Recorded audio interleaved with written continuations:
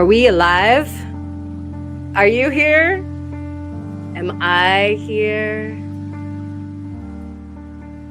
Are we gathered together ready to rattle our bones and stones on this Friday night? This beautiful, gorgeous Friday night where we all get to hang out in each other's beautiful company. Let me know. Oh, do we have no soundy? Do we have no soundy? Uh-oh. What? How we doing now? Can you hear me now? Give me a 5 by 5 if you can hear me, or is it no soundy? I think I have a tool to help. Oh, we do have sound. I've got sound. Okay. Is this some kind of a practical joke? Is this some kind of a joke on Karen? It's okay. It's okay. I can handle it. I think I can handle it. I might not be able to handle it.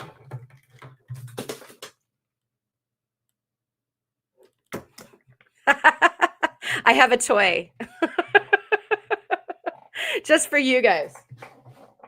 And oh, you'll never guess who gave it to me.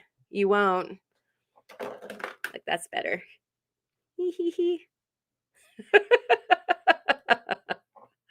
Because we all need toys. We all enjoy toys, right? Oh. LED stands for late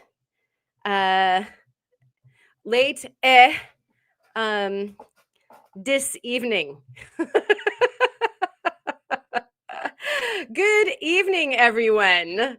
We have salutations and greetings and Steinkerns from Brian. Good to see you. Ma, of course, is in the house brandishing her beautiful wrench, and thank you so much for that. We've got Phil, Dad's Rocks, rocking it out here in the house. Diddly, diddly, diddly, wow. We've got Jerry, the Wisconsin rock stalker, the no jazz. And Rick is in the house, foraminiferias and rotifer steinkerns to you, sir. We've got some interesting talk in that regard this evening on deck, this beautiful Friday night for the Friday Night Live over here on the Ozone Fine Art Ventures channel. Just in case you wandered in from outside and don't know where you are. We have also Betty is here. Yes, it's the light emitting diode. Or late this evening with a dis. Allison is also here brandishing a wrench and cleaning tumbled rocks. And we have Julie. How you doing, Julie? It's good to see you too. All the friends. Did I say hi to Blind Squirrel Rocks? I hope that you are well and feeling your squirrel-rific self. And we have the Romania Rock Hound also joining us this evening. Fantastic. With hopefully smiles on everybody's faces, and hello to all of you guys not typing but enjoying. I hope that you are having a dinner in theater this evening, or maybe just a hearty Steinkern. So shall we lift the tsunami mug, hoping that everybody is out of any tsunamis way this evening. You know, those of you in the Philippines included. Cheers to you and to rocks and to bones and all the goods.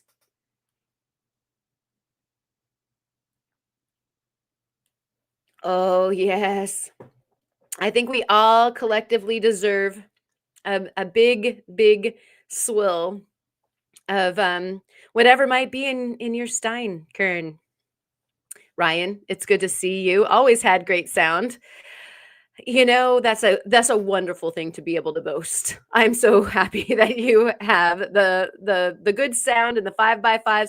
Thanks everybody for laying those on. You know, sometimes I can hear it on this side, but I'm wondering what's going on over there. So it's nice for you to keep me honest.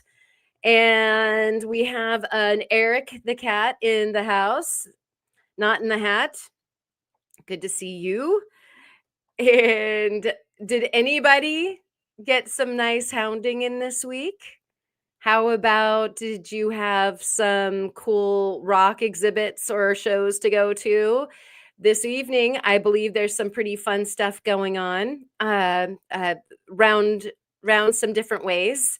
And it seems like there's a bunch of fall events coming up in probably cool towns near you. So plenty to do. And we've got a Scott Argyle in the house as well. And that Opal guy is here. So, what we have tonight on deck for you, we're going to be looking at some bones and we're going to be looking at some stones and enjoying and thinking about them, contemplating. We're going to sort some of the sun just in case you don't have enough sun in your life. We're going to bring some. And we actually have had much better weather than was advertised. So I feel like we have been blessed with some sun, and therefore we'll go ahead and fill some of your eyes with that as well. And I do hope, yes, everybody's health is on point and everybody's doing so great. And so, first of all, though, we are going to cover some important business. And so we'll go ahead and do this. All right. In the ozone news tonight, we have the silver price has skyrocketed. According to Rio Grande, we have silver topping out today at $50.76. That's right.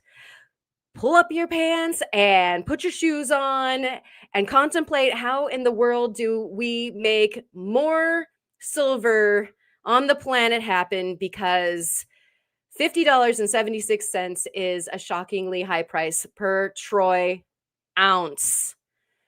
Palladium, also $1,455. Platinum at a tidy $1,635. And gold at just shy of $4,000.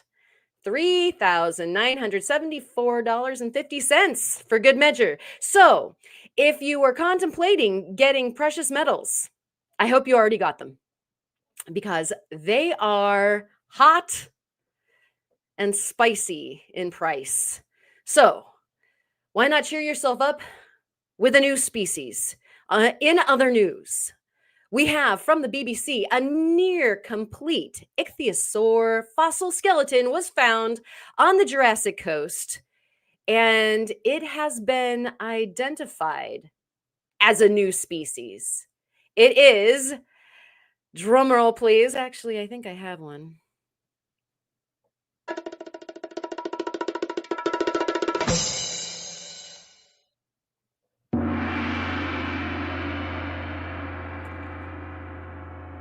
Ziphodracone golden capensis. So this new species, it has been finally being studied, and they found that it was an unknown species before. I bring this up because, do you have a new species? Do you have some fossils sitting at your place that might be some unidentified creature? The world would love to know. So get your fossils out, get your bones out, and let's go ahead and figure out some identification methods.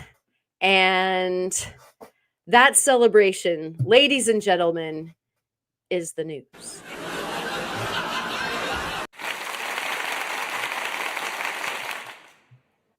All right. And so, can you even believe that we are paying $50 a troy ounce for silver? So if you've got some beautiful jewelry, why, it probably just doubled in its value. And we're all going to try, as jewelry artists, those of us that are silversmiths and metalsmiths, to figure out how to do some alchemy and create more, because oh my gosh. And Jerry here is talking about being a fossil. Well, I mean, that's kind of exciting. You know, you could study and perhaps be in a white paper and name your own fossil. Um, and let's see. We've got, let us hope the last record holder is not an ichthyosaur loser.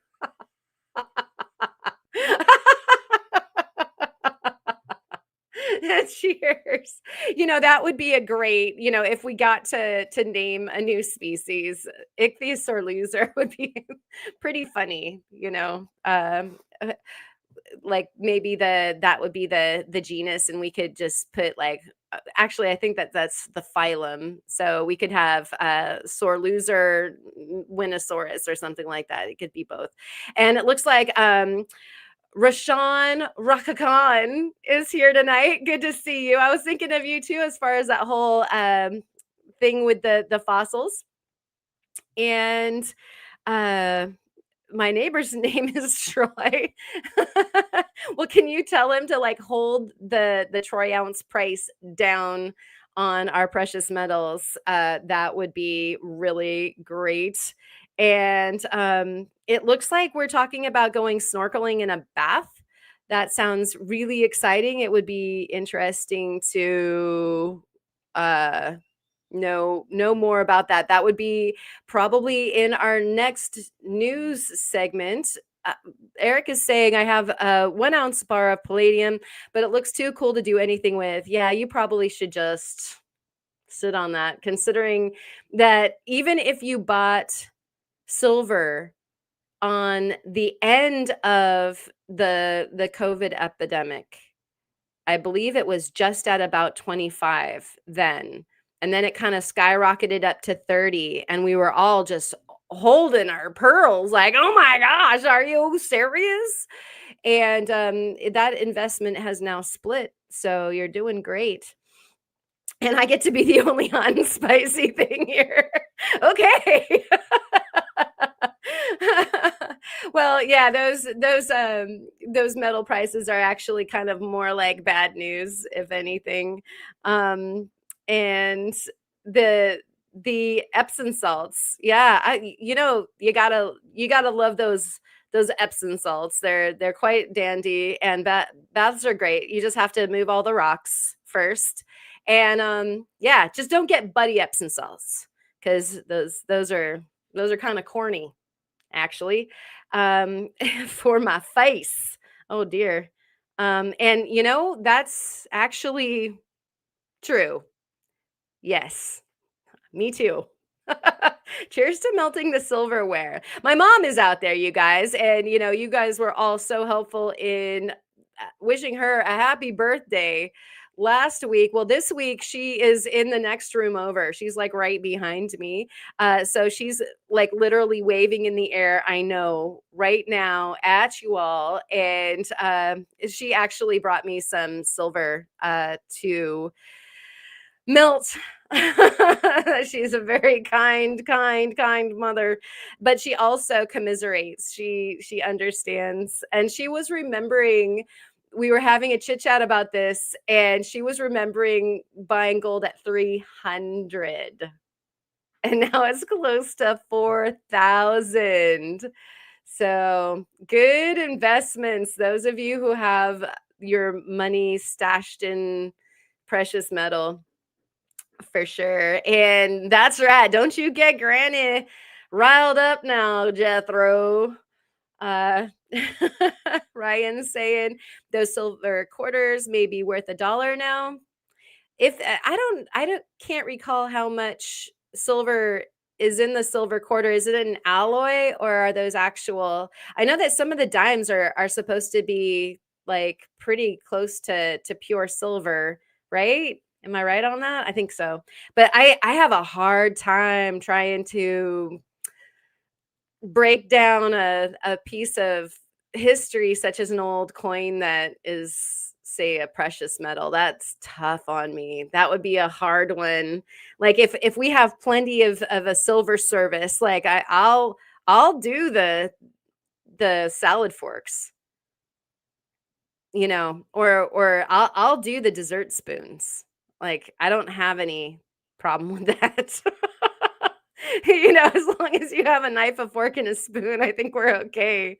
I don't think Miss Manners is coming after any of this us at this point. If you need the silver, we were also talking about making something as large as, say, a belt buckle or a bangle or a cuff bracelet. Those really big, like a chunky turquoise, big blah, blah, or blah on your belt.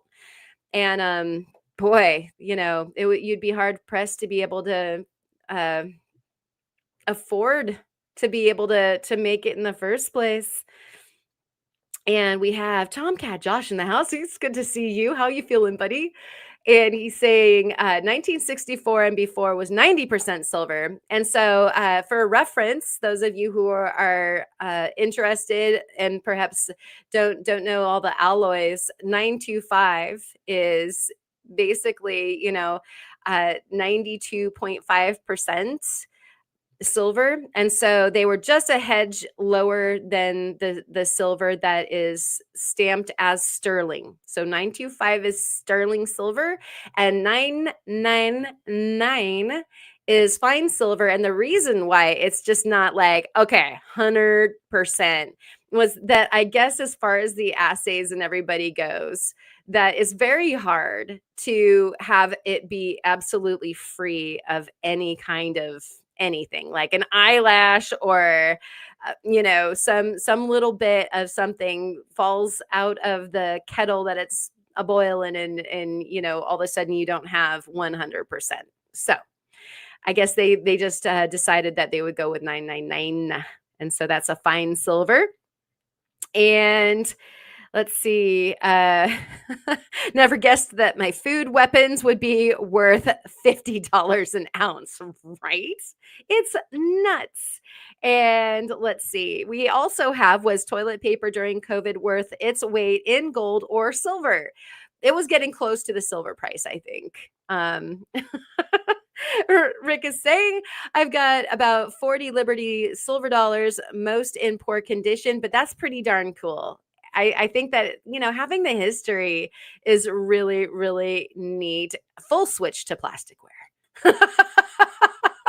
Right. I'm fine with that. Yeah, I am definitely. Some of you in the past have seen my pile of the snips off of my projects. I have a copper pile, I have a silver pile, I have a fine silver pile of the snips. And then, unfortunately, for years, I was very nonchalant about the shavings from metal. And I have joked before about actually burning the carpet in this room and getting that assayed, because there's probably a bunch of really great silver that could be taken out of this carpet.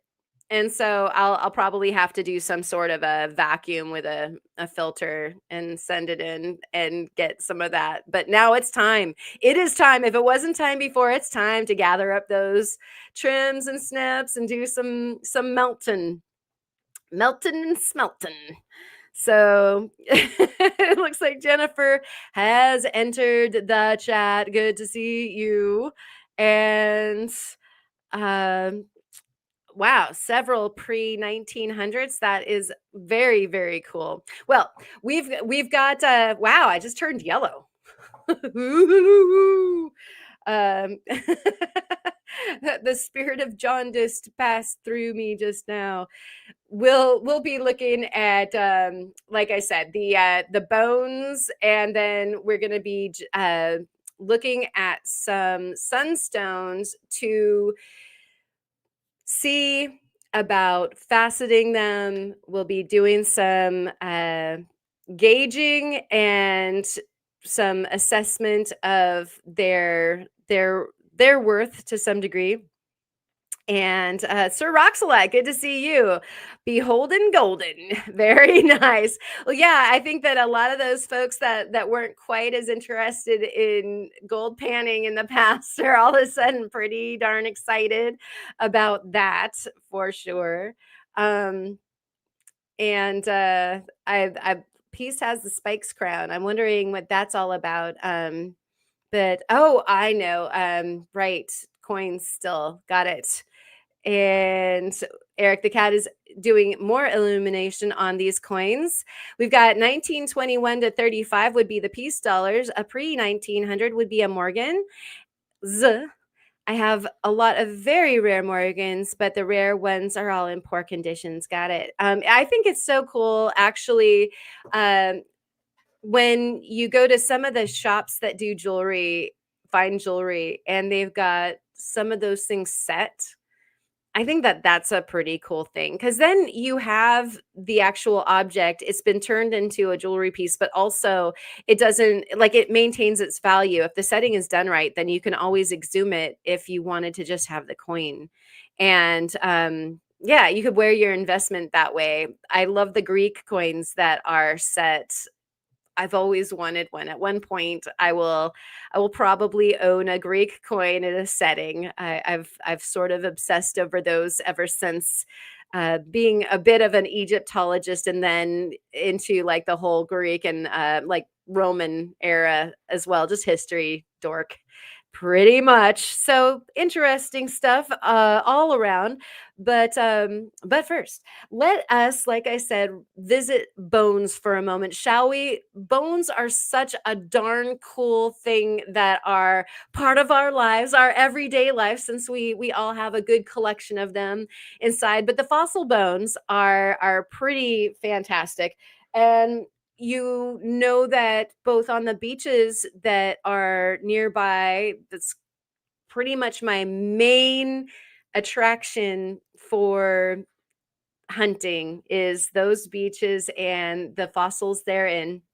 And then we've got some interesting down in the southern part of Oregon, some interesting formations that have some of the older fossils. Our bones on the beach are about the middle Miocene. So we're talking in the teens of the uh, millions. But then there are some formations down south of the southern part of Oregon where we get into more the hundreds of millions of years old. And those of you who have been watching know that I've found some ammonites and some bones that could possibly be ichthyosaur. That was why I was so excited to see the news item with the ichthyosaur, because that's going to refresh, I believe, like at least science for a little while on this particular fossil group. And hopefully I can get some really good research done with everything that's going on there. And so let's bring out some of that. So we don't know what's bone and what's wood at this point in these compressed rocks. And so I would love for you guys to lay your eyes on, and you can kind of think and imagine along with me what it is that we're looking at. First of all, I'll show you a marine mammal vertebrae. So here is one of our verts that we can find here on the coast. With this size, we're probably thinking a marine mammal that was a small whale. You can see the cellular structure in there, and where the processes would have come out of this particular guy. Got like kind of overlighting going on, but you get the idea. And so this is an example of what I can find on our beaches. And it is in a different kind of matrix, of course, and everything looks different in a cellular way than everything that I'm finding when I'm looking in the very, very old formation. And so I'll take out this first example, and we see all these brown instead of that sort of gray fossil material throughout this particular rock. And in some ways, it could be layering of vegetable matter, tree, maybe even plant, who knows? Or we're talking about bone. It's so hard to know. When we have fish bone on the coast, it's brown or black. When we have fossil mammal bone on the coast, it's typically different, and oftentimes it has a permineralization that looks almost blue. And so I have an example of that. So here, we've got similar sized fossil bones, and we have similar size. Let me see if I can bring this. No, that's going to burn it out. Similar sized little bits in the bone in a different configuration. Now you can see pretty clearly with this guy that we've got, something like some verts here or knuckles or who knows what. Maybe that's a rib right there, but they're looking pretty different. Nice big cellular structure, some very defined edges. And so there's a lot of clues that I can use when I'm finding. Look at those fun designs in there. This is going to be such a fun one to prep when I get my air scribe. We'll all get to find out what bits and pieces of what kind of animal are we looking at. And you can totally guess right now if you have one, but like that black right there, looking very much like the outside of a bone. So you can see the very defined, like I said, the edges or the termination of where the bones are. And we've got all sorts of like whale and plesiosaurus. And Rick, I hope that your family is doing well as yourself also. And Eric the cat is saying that you call those sampler fossils when it's just a bunch of unknown stuff, right? A total sampler, like a crazy quilt of all this different stuff. And so, yeah, this one will be super fun to reveal the stuff out of, but you can see how different these things are. Some of the folks that I have shown these fossils to, as far as the difference, we'll bring it back, specimen 1. Believe that, there is a possibility that we're looking at the material from the marine reptile, because their bones are extremely dense and they look very different than the marine mammal. And for the time period that we're finding in this formation, they wouldn't have had dinosaurs present because it was an island chain at that moment, but there would be plenty of marine mammal, or I mean rather marine reptile. And so let's see. Catching up here really quick. And so we've got, right, is it warm-blooded to cold-blooded? Exactly. So apparently these bones are so radically different. And so those folks that I have had lay eyes on them, that's one of the first things, is that, well, you can't look for the same telltales with those as you would with a mammal bone, because there's so many recognizables in mammal bones, like, oh, that's a rib, or oh, that's a vert. And of course with an ichthyosaur or a plesiosaur, we would have many of the similar things, like, oh, there's an eye socket, oh, that's a tooth, and then some of the other things like the vertebrae look way more like a shark or a fish vertebrae than the vertebrae from a mammal. And so there are definitely departures that would also be really great telltales if you had them in, something better than a sampler, according to Eric. We have such a compressed thing here. Well, I did find this one really big bit that I could not leave behind because it just had such a strange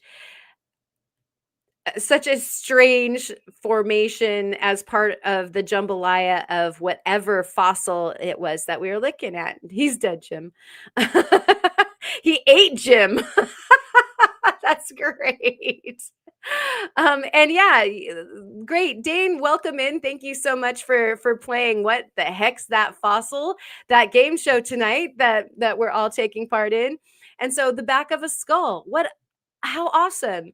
And a lot of times, when stuff is getting involved in a death plate, you do have a lot of compression and you have the pot getting stirred. What was it, a tsunami that shut them down into a death plate? Was it a volcanic event that, created the death event? Is so stuff can be organized very nicely. Like, I don't know how many of you guys saw the news item that I talked about earlier this evening in my news segment, but the pictures of that ichthyosaur, so perfect. I mean, it is amazing how perfect that skeleton is. So if you haven't had a chance to go check that out, definitely go lay your eyes on it, because obviously that also tunes your eyes. Like, if you found something, it would help you to be able to relate, like, oh yeah, I've seen something like that. And so let's see, we're gonna ask the great questions. He ate all of them, Jim, right? um, I'm a doctor, not a paleontologist. And Dane is asking, would be safer to acid prep than air scribe? Yeah, so get out the Paraloid B72 and start like slathering it on everything, and then put it in some vinegar, eh?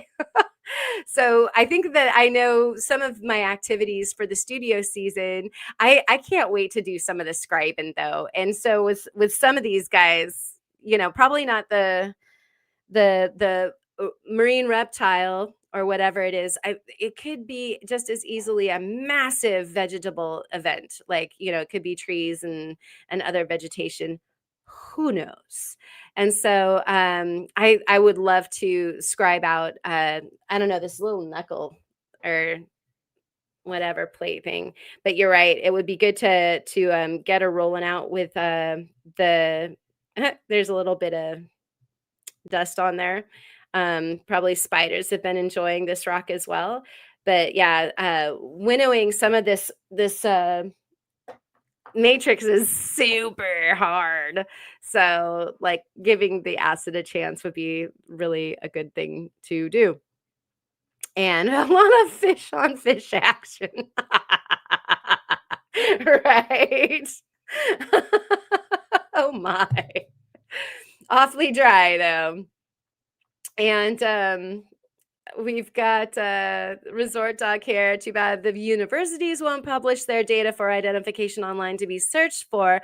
What we found, Berkeley stopped calling us back. Yeah, there are hurdles, and then there are ways around the hurdles, which I would love for you guys, if you have your hacks on how to get your research done, by all means share it here. One of my favorite hacks is to find the libraries and the librarians that are willing to help you. For instance, Oregon State University has a satellite out here for their marine research.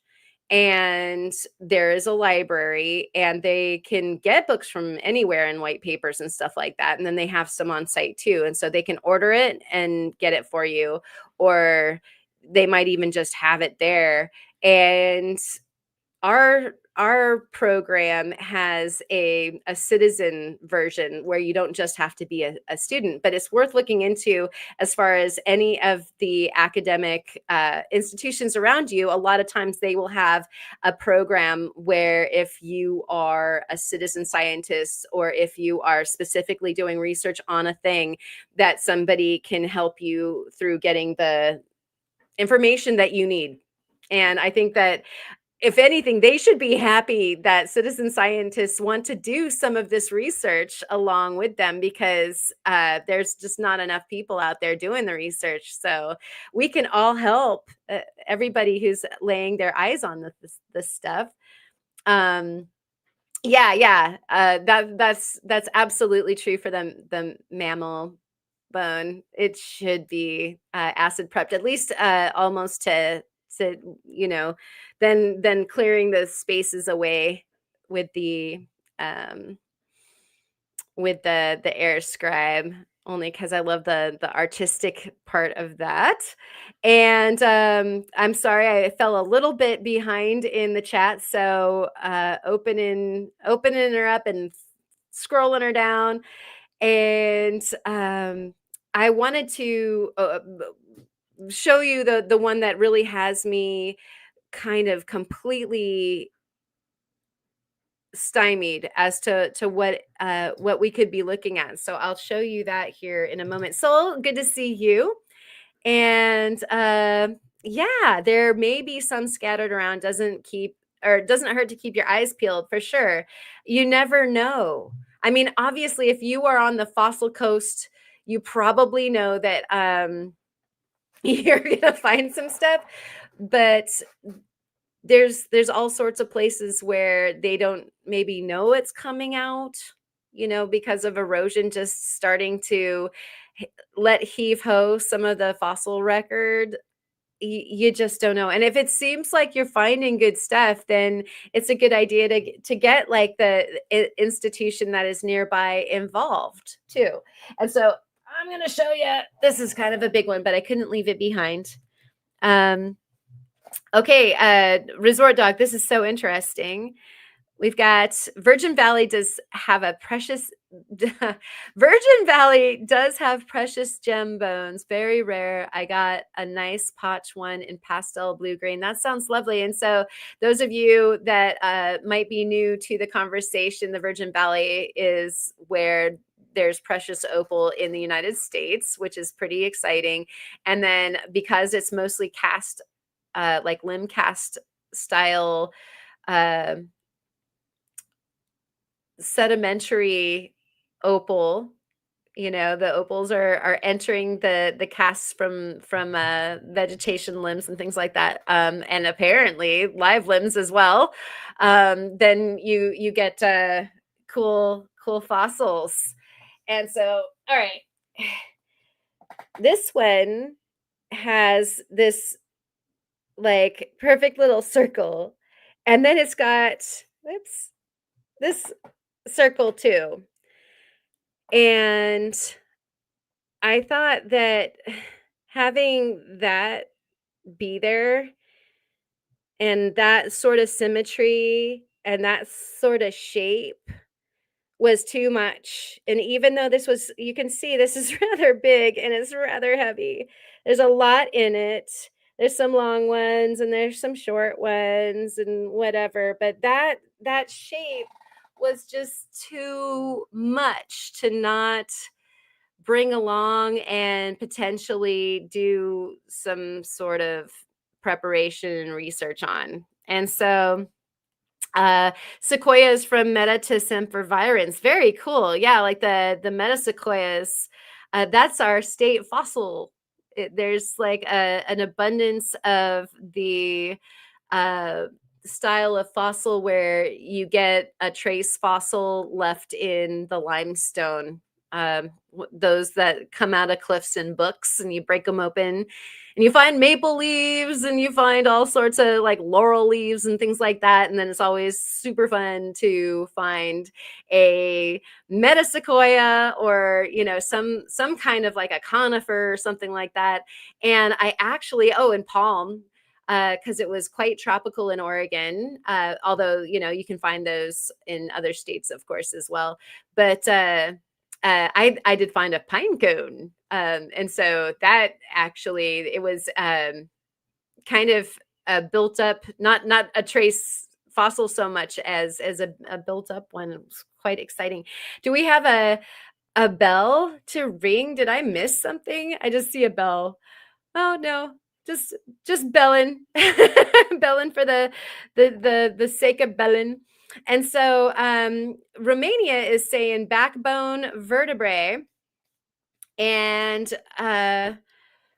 let's see, we have a clavicle bone problem, and I'm strong.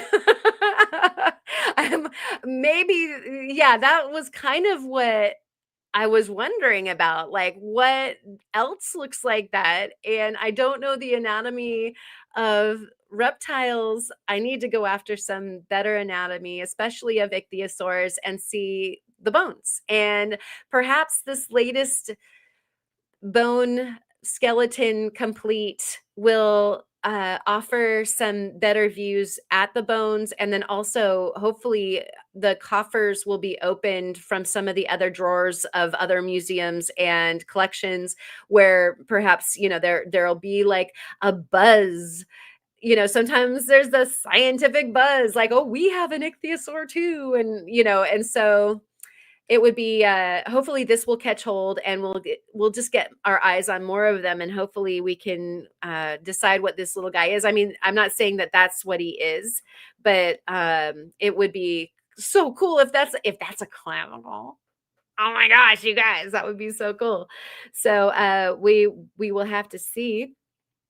And let's see, I had to look up the Minnesota state fossil. I had no idea it was a giant beaver. Yeah, that is so cool. Ugh. Sorry, guys. Oh, actually, I was going to, one more thing. Oh, gosh. I'm sorry. I'm getting my workout, you guys. So that's interesting that Minnesota's state fossil is a giant beaver. We had a giant beaver here in Oregon too, and I've seen some of the fossils. They're amazing. And maybe you guys beat us to it, or else that would have been, the OSU mascot is the Beavers. And so that would have been kind of perfect. So you guys probably beat us to the punch on that one. And Jennifer is saying we find ginkgo leaves in Montana. Oh, and ginkgo leaves are so pretty too. And the ginkgo fossils are elegant. They have a forest a fossilized forest in Washington called the ginkgo forest. So that was something that was able to grow up here at a different time in history and in climate than now. So I think that that's so cool. And we've got pliosaur had round holes from its third eye. Oh, that's interesting. You see, I can't wait to see, like, I need to lay my eyes on a bunch of different fossils from these guys so that I can start kind of figuring out, like, what are those from? Um, and I found a soft, crumbly scapula on a cocopelli. Oh my goodness. Um, and let's see, we've got but with all the beavers and otters here, it makes sense, right? And we also have Ma chiming in from California. Our neat California state fossil is a saber-toothed cat. Yeah, it seems like I remember that. That's one to be proud of. That is so cool to have saber-toothed cats around. Wisconsin is a trilobite. Very cool. The official North Carolina state fossil is the megalodon shark tooth. Very cool. The Carcharocles. I bet you it's not really pronounced that way. Carcharocles. I'm just going to go with it. Megalodon. How cliche. Aw, I'd be proud. That's pretty badass, to have as your state fossil. And oh, I lost a something there. That's interesting. I'll have to go back and get it. And while we do so, we'll keep on reading in the chat what is going on. I want to share the screen. And strangely, the giant beaver became the state fossil just this year. We snoozed and we losed. or lost, as it were. Whatever. So I wanted to bring this bad boy up for you guys. We're looking at that they're fossil now under the microscope, and we're only at, I don't know. Let's see. We're pretty far out. We're probably at like 20x or maybe a little bit more than that. And so we're taking a close look at the matrix right now. And actually, it's been fun to be looking at the matrix material for this stuff because there is a lot. And I'm sure I'm going to be, finding a bunch of foraminifera and probably some teeth and other fun details. Let me get you better into focus there. And we'll go ahead and dive into this closer just so you can kind of have a look. But then we're going to look at those little circles and the whatever structure that is right around them. But, for gigs, for stuff and giggles, we'll just go ahead and get a little bit closer here with this. And let's see, that might be, I'm going to have to change the camera if we wanted to get any closer than that. Can we? Oh, that's probably it for now, just from where it's sitting. Okay, so we're looking at quite the jambalaya of things, and that there's like all sorts of foraminifera and probably matter of plant matter. You couldn't see anything at all if I'm going to shake it like that. I was just going to like move it around a little for you, but that's not working out. I just always love it when you just move it a little bit and you end up finding like a little shell or something like that. But we're like right into this dark dork matter. Let me scooch it over. Sorry to make you all little seasick. Almost back to where we were before, scooching it over a little bit more because I thought we could move into the brown and get a little bit closer of a look there. Yeah, or a better look. Let's pan out just a touch, and there we go. Okay, so you can see that from where we're sitting right here, we even can see a pattern that is moving through here. Let me see if I can find it with my finger. Up in this corner right there, you can almost see it wiggle like flames. So again, I don't know what I'm looking for to tell whether or not this is, bone matter or plant matter, other than like cellular structure of wood, which I haven't seen yet. And so Jennifer is saying that Montana is the duck-billed dinosaur. Very cool there. And the mastodon is the state fossil for Indiana. That is super cool. And you are the one, Neo. That's great. There was a bone from giant beaver, the castroides, found in Baker City, Oregon. Very cool. And Dane, I don't know how familiar you are with NARG or NARG, but they do the Fossil Fest each year over at the Rice and then over at the Hatfield. And they had a bunch of the giant beaver bones, and I believe that they had been collected in the Willamette Valley, which is crazy. I believe that was the case. And so it must have eaten redwoods. Louisiana is petrified palmwood. That also follows. And Clinton Weston, very good to see you. Thank you so much for dropping in. We've got Michigan State fossil is the Petoskey stone. I always say it wrong, you guys. I remember it, and then I remember it wrong. I think so. It's either Petoskey or Petoskey. Tomato, tomato. Hexagenaria, or yeah, hexagenaria. I'm gonna brutalize every single name tonight. Sorry. I think that is the actual name. And so yeah, we've got some is it hexagenaria for the Petoskey? Or is that the honeycomb and dark matters? Indeed. Dark matter. Yeah, all the above. All of my frontal cortex is dork matter. Oh, that's a good one. That joke made me thirsty. Sorry, guys.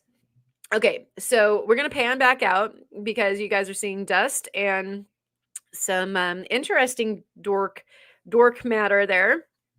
See if I can't get that back into focus. There we go. You can see that kind of squiggles now. And at first I felt like, wow, that feels like it could be woody looking. But then when it presented with these, and there's another view, and people were trying to describe to me that, yeah, those am I going the wrong way? I might be. I might be over there in no man's land. Let's bring her back. Oh, there's our thing. Okay. I'm a little turned around because the camera is turned around. Let's see if I can't get that into view. There's our circle. And you can see that it's like maybe the sedimentary rock that was going on at the time filled the circle. It's just tan. And then now you can also see the wavy gravy of what is it? I don't know. So we'll read, and then I'm gonna now that I got the circle sort of into view, I'm gonna see if I can go the right direction and get it full there. And does it rhyme with Lebowski? Petowski. Oh, is it Petowski? Oh my gosh. And Margaret is here. Good to see you. I was going to ask if most of the universe is, you said it, dork matter. That is at least our universe. The ones that we all share here in this group. Triceratops is the most common dino fossil found. That's really interesting. I love this. Oh, the honeycomb is Favicides. That's right, because it's your favorite or my favorite, a favorite. I have to remember that. See, you have those tricks of like remembering things, but if you don't remember it correctly the first time, then the trick doesn't work. I was surprised the great bird dinosaurs, Ceratops, for spelling perhaps, was from the foothills of Chico, California. That is so cool too. I mean, California must have been going off. All right. Yeah, excellent, cool. It's fun to remember things right sometimes. Okay, we have no Petoskey. Okay, so like tossing a stone, like tossing a stone key. All right. Thank you so much. That is driving blind squirrel crazy. Petoskey. We have Petrovsky. We're gonna drive him crazy. That Opal guy, we're gonna get like kicked out of here, So we better be careful. Let me jiggle this around and see if I can't get this into the frame better. I have to move the opposite direction that I think I should. Ah, there we go. There is that. And so it's interesting that the margins on the white circle have, like, again, a strange they're symmetrical a bit. You know, if you were to draw a line down the circle this way, you know, you've got like a little flange there and you've got a little flange there. And so if you, you know, bisected it right there, then it would be symmetrical. And by golly, what are we looking at? Um, this is not Petoskey. Did I say it right? I'm going to try to use it in all of the sentences now for a little while. Jeanette Stefanik, thank you for coming. Great to see you. We've got, whoa, Carionoxylon, Carioxylon, Arocario, Arocarioxylon. Phew. Arizonicum, alternatively, the Agathoxylon arizonicum, is an extinct species of conifer that is the state fossil of Arizona. The species is known for massive tree trunks. Thank you so much, Jeanette. And my tongue definitely needed that exercise, and so I appreciate that. That's fascinating. You know, Arizona, we love the fossil wood from there, especially that rainbow stuff. Everybody loves it. No, Jeanette, that was not a repeat. Thank you so much for your information. This is a fantastic jambalaya of all of the different state fossils. I know I'll be going back over this later so that I can see any that I missed. This is great information. And so, um, that opal guy is in Michael Crichton land. We've got the Andromeda virus, and you know, and here we're in a Jurassic potential marine reptile. This is from a Jurassic formation, and so we've got Michael Crichton and spades going on right now. Uh, and yes, that was the first AZ check-in. So we're absolutely happy to have you on board. Thank you so much for that. We love information here. So share copiously. Thank you so much. And we've got from Romania Rockhound. Till now, I've only found one big churdy fossil snail soup. Hey, escargot soup is good fossil food, so we love it. I mean, it might not be as sexy as some like big old megalodon tooth, but we love your churdy fossil snail soup too. All right? I will not feel bad about some of the fossils that we find. I mean, you know, like Muzz coprolite fish head. Um, they all need love. They all need love, people.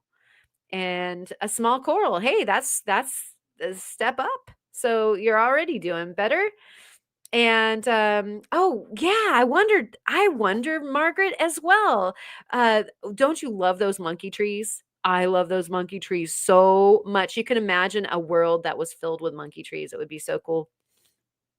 And cute agate wood.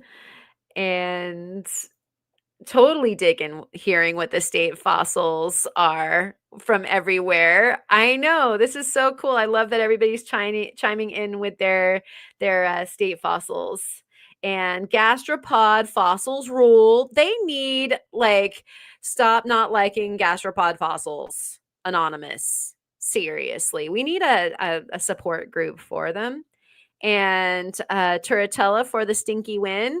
And, you know, I was talking to Caleb about this. Some of us don't really mind the smell. Is that bad? Do I have a like a perhaps like damaged olfactory system? Because I don't mind the smell of the smelly Shelly. Smelly Shelly doesn't bother me. Shelly's invited for Steinkerns anytime. But I do want to draw your attention real quick as I personally digress massively. Oops, I'm taking it the wrong direction. If I move it the opposite direction than I think I should, I'll get this. So look at this the wavy gravy to the right-hand side, and, I was moving it away from the white dot, at least I thought I was, but, there we go. I need to turn my camera so that it makes sense, really. Wonder if I bring it down now. Okay, at any rate, including some little bit of dust there, we are getting, um, a definite something. You can see pattern, and I don't know what to make of it. So I'm gonna make it wet for you guys. I don't know if that's gonna make it better or worse, but doesn't hurt to try. And right here is the margin in between that hole, and this is the matrix material. So you can see that that is incredibly finely filtered in the hole, and then this stuff over here is super super gritty. And so let's get this wet and see if, other than making a shine happen, when it gets absorbed a little bit, we'll see if that improves anything for us or if that just ruined the whole thing. Because it's okay if it did, we can move on. But I did want to kind of give us a chance to see. You can see some of the texture now, and I think we can get closer. So we can observe the margin of whatever this is, and then the what is going on with that brown fossil material to the side of it. And so there you go. That is what that looks like close by. So does anybody here in the chat own an ichthyosaur fossil, and have you looked at the have you looked at the mate or the bone material closely? I might have to just spring on some just so that I have some that I can compare against. I don't know. And Rick Smith, I love this. I love this. I'm weird. Skunk smell doesn't totally offend me. Like we're having this wonderful confessional going on during the Friday Night Live, and that's okay. I don't think there's a problem there. And let's see. We're talking about how Teen Spirit smells. I don't know. I think it smells like Axe or something, doesn't it? And in that case, it does not at all smell good. Um, Missed a bunch of the chat. Yes. Those lines do look like wood. And yet, I have looked at a lot of wood, and I'm not entirely sure. I'm definitely on the fence.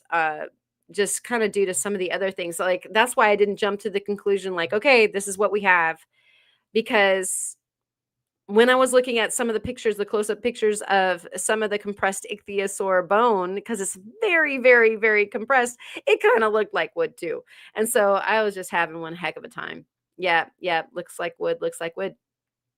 And to me, it looks like blood. Yeah, blood. Blah, ha, ha. Yeah. And you gotta love the scopes, right? We love the scopes. This one's an actual optical scope, and so it's kind of got a different jam than the digital scopes, pardon me. In some ways the digitals are easier for like some of these big items, but I set stones under this thing too. It's great for doing the tiny melee faceted stone setting and all that kind of stuff. So it's and you can prep underneath the thing. I've worked on those little Kemmer fossils under this thing, and so it's a fabulous optical scope. And so we have agree with the wood. Dane is on board too. And so yeah, we could be looking at a mashup of wood. And so if we pan back out and whoops, oh, we can go closer. Let's go closer first. And oh, maybe that's why I didn't go closer. Yeah, it's too close to the microscope to get that close. I would have to play with the boom instead of just the fine. And so that's the closest that we're going to get. And it's pretty darned interesting. So, the other thing that I find really interesting is in fishbone, when you have the cell walls, the cell structure is this like super glassy black stuff, and then you have whatever it kind of permineralized with also. And I was just kind of impressed with how much like glassy black I got with this. In no other way does it seem like it's got silicate permineralization like at all. And so that was like, oh, I have some fishbone that looks a lot like this. I should have brought a big fishbone vert down with me too, so that you can kind of check it out. And thank you so much, Margaret. We've got some 31 people watching and 21 likes. So definitely like smash that like button, or else we might never know what uh, what this fossil is. And we've got mosasaurs had round holes in the bottom of their skulls. So there's that as well. And we've got, are we holding the Scopes fossil trial? I don't know. Like in what way? And maybe I can clarify on that. We sure do know that it's seen a few fossils in its day. And so as we pan out, I'll try to keep you guys in focus. Let's see if I can do that so that you guys can kind of get an overview, and I can take that, whoops, down. And oh, right. Yeah, sometimes the like count is low when you haven't refreshed. And then you refresh and it's different. So if we are looking at a fossil that is more of, say, a tree, a wood fossil, then I would love to hear what you guys think those holes are. I would say I actually left my calipers upstairs because I was doing gem grading up there, and that was a bit of a folly. But I would guesstimate that the hole that we're looking at here is a centimeter, maybe bigger. And so each one of those holes being about a centimeter, and then the entire sort of symmetrical presentation there being, like at least 4 inches, if not longer.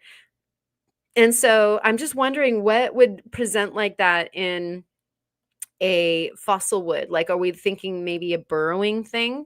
I mean, I just love thinking about the scenarios, not at all trying to um, prove or disprove a hypothesis at this moment, because it would be difficult. Who was the lead attorney in the trial? Got it. That kind of trial. And let's see, we have the Champsosaurus also had round holes in the bottom of the skull, believed to be ears. How cool. And then wouldn't want to be within 40 meters of the emission. The smell is just not absolutely horrible. Got it. Yeah, we were actually, like, ironically enough, we were trying to figure out if people ever used to eat skunks. So if you know this factoid, please put it in the chat. Do people eat skunks? And do they taste skunky? I would love to know. And the fossil rock anthem, I'm gonna have to check that out. Maybe. I mean, there's some fun rock and geologist songs out there that are awesome that people made. I'm gonna have to record one of those someday too. Something unique. And People like skunks. They're sweet little animals. It's just too bad that they stink so darn much, and it's a real terrible thing if one gets one of your dogs sprayed up or something. Sap galleries are the holes. You think so? I mean, that would work. We could next to the rings and rays. I'll have to look into that and see what um yeah, like how that works out, and what they look like when they're insinuated in the rings and the rays. And this is a great factoid. 1 out of 20 people have no sense of smell. Wow. That is crazy. I might be one of them. I mean, I have some sense of smell, but I know my smell isn't anywhere near as acute as some folks. And Allison, of course you do. We get to sing one like every time that you have a wonderful live stream, which I'm sorry I couldn't attend yours. That like it's been a week, you guys. Like we have a full house and it's a joyous thing, but I don't even log onto the computer like maybe just when I'm going to bed these days. And so I miss you all so much. I have plenty of catching up to do. Hopefully I'll see more of you guys over the weekend. The Indians ate skunk, and so many a trapper. Oh, I tried it rolling pieces of cleanly skinned carcass in flour and browning and steaming them in a skillet. The meat is light in color and well flavored. I will be darned. I will be darned. Okay, so Steve thought that it would eat like chicken, and I'm gonna get to tell him that he was right. Oh, okay, but they can carry rabies, so it's not recommended to eat them. But then again, if you're, going to starve, then maybe roll the dice with that. And of course, Wisconsin rock stock are coming up with a good one. The Teredo worms, which are the bivalves, right? The Teredo nivalis can leave behind bore holes in the wood. And that's actually one that I hadn't thought of. That definitely could be a borehole. I like that. All right. Um, and that would follow also because this would be a marine or probably estuary style setting from where these are coming from, because this is exactly the same area where the Ammonites were coming from as well. And they do have the marine reptiles coming up out of that fossil record. So I just am wondering what the heck I've got. And yeah, AI is mentioning the survival scenarios. Very cool. And yes, Brenda is brave indeed. And some of you don't feel like it looks like wood.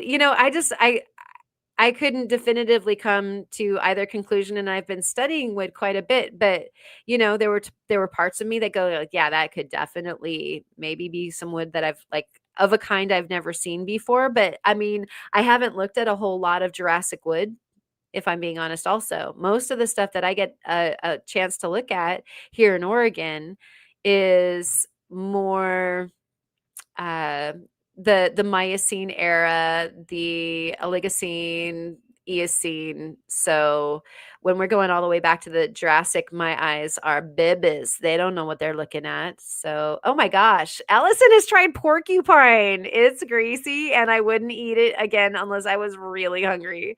Yeah. Okay. Strangest food that you've ever eaten. Go. I would like to hear what the strangest food that you've ever eaten is. Um, and this might be just as good as our state's fossil.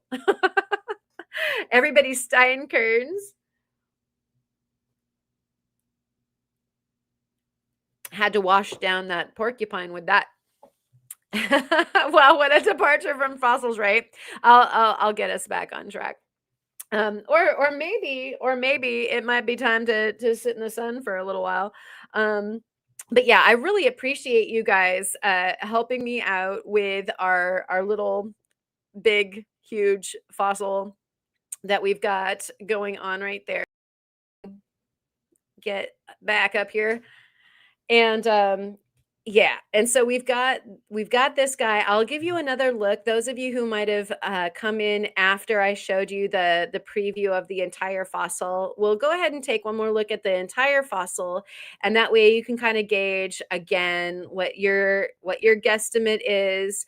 And feel free to write more thoughts in the comments of the video if something occurs to you after the fact, because a lot of times that's how my brain works. I bite my tail and 2 hours later I feel it. And so here's our guy. There's the shape,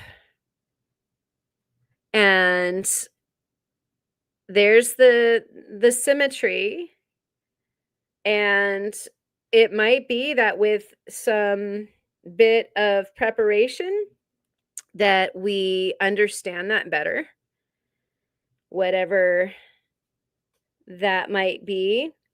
There's also a large, like that might, well, this might be a continuation.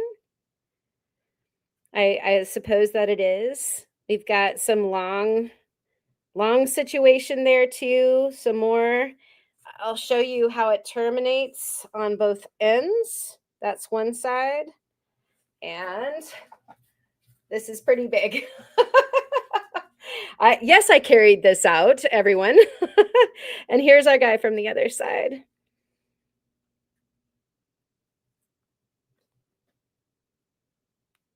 And so I can't tell you, like, this is up next to my dining room table, and I stare at it a lot because, I feel like it's one of those things that if you stare at it long enough, it'll talk to you and go like, "This is what I am. You just didn't see it before." Might have to actually do a little bit more looking around. Okay, we're going to scroll back just a touch and see how many weird things we have eaten. And so if somebody else is cooking what they're eating, I'm assuming it's not too bad. Sounds good. And take squirrel to dinner, not as dinner. I like that.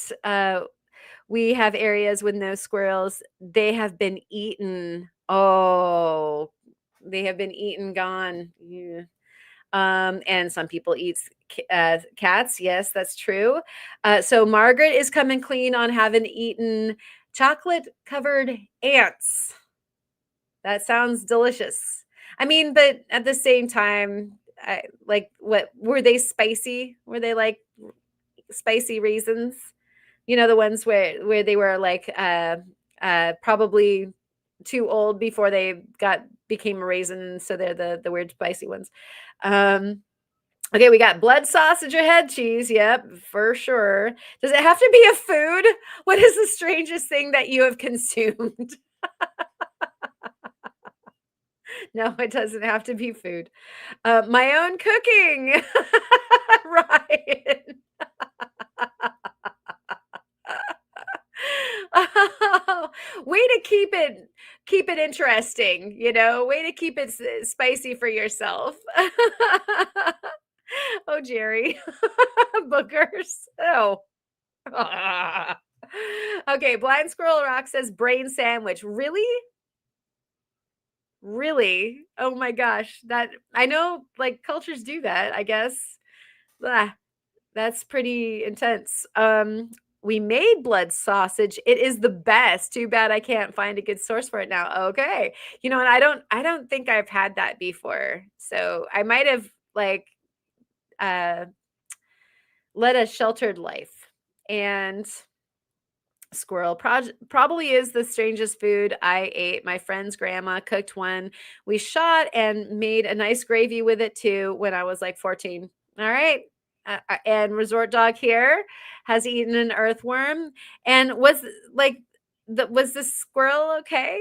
I mean, I bet you people ate them because they weren't that bad. Um,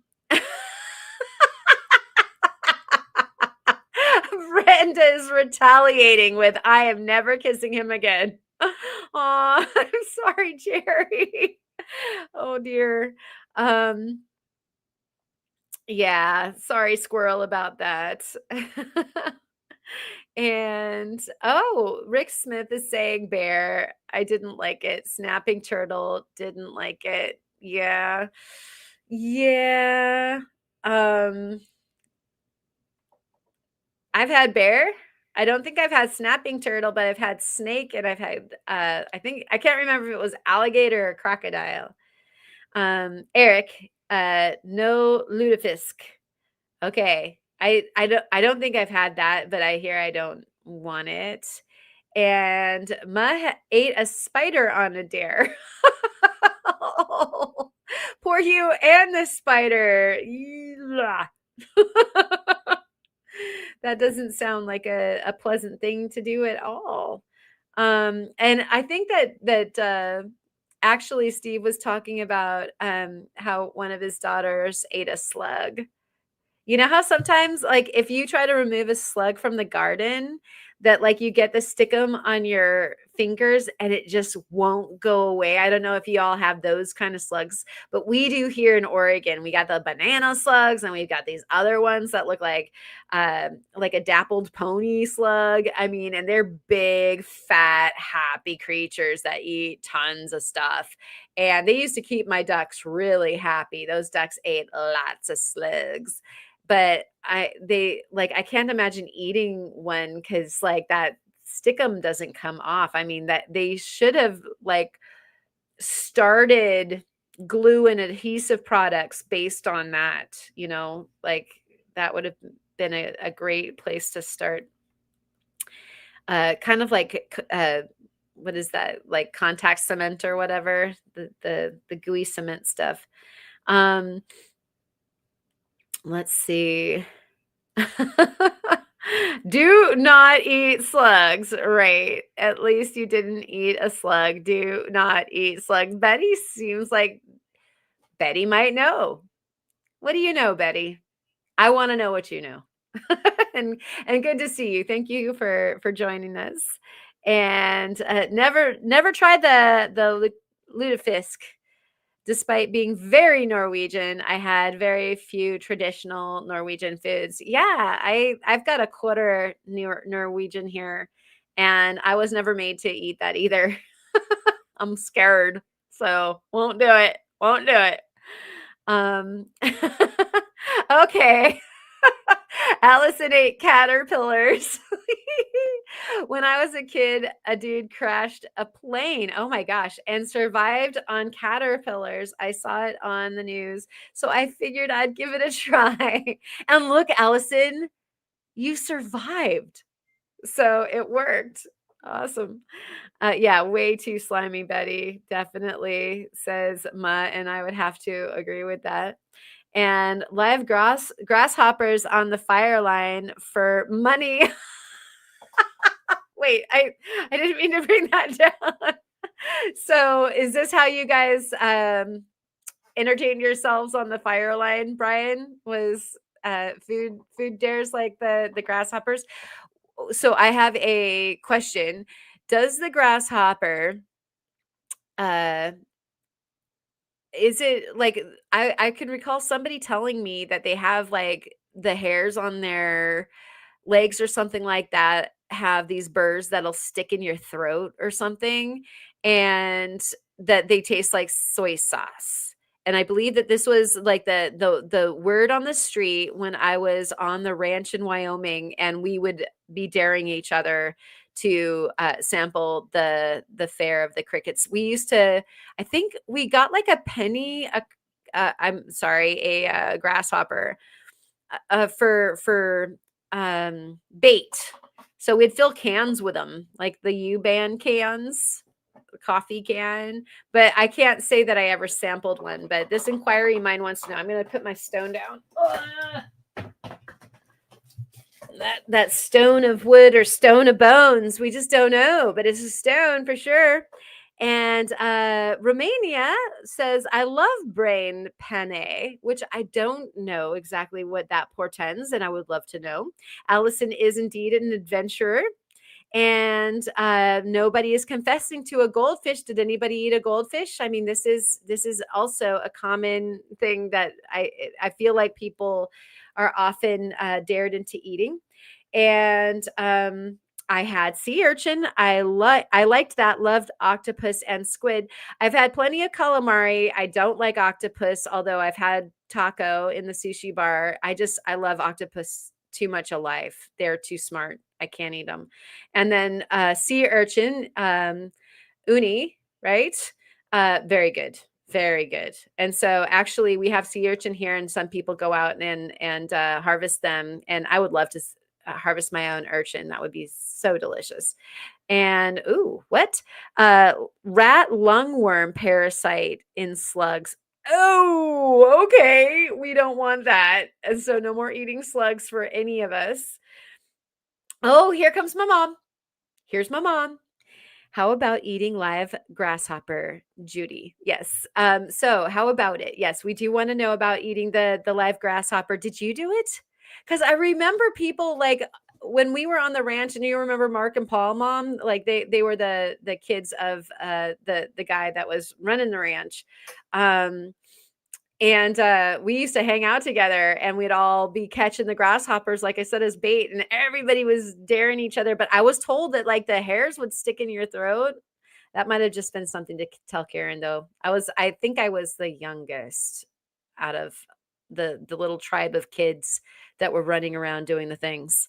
And so, yeah, you know how that goes. I'm sure I was quite gullible as well. And so, okay, Eric tried cat food. How was it? It was horrible. Yep. Okay. Ants.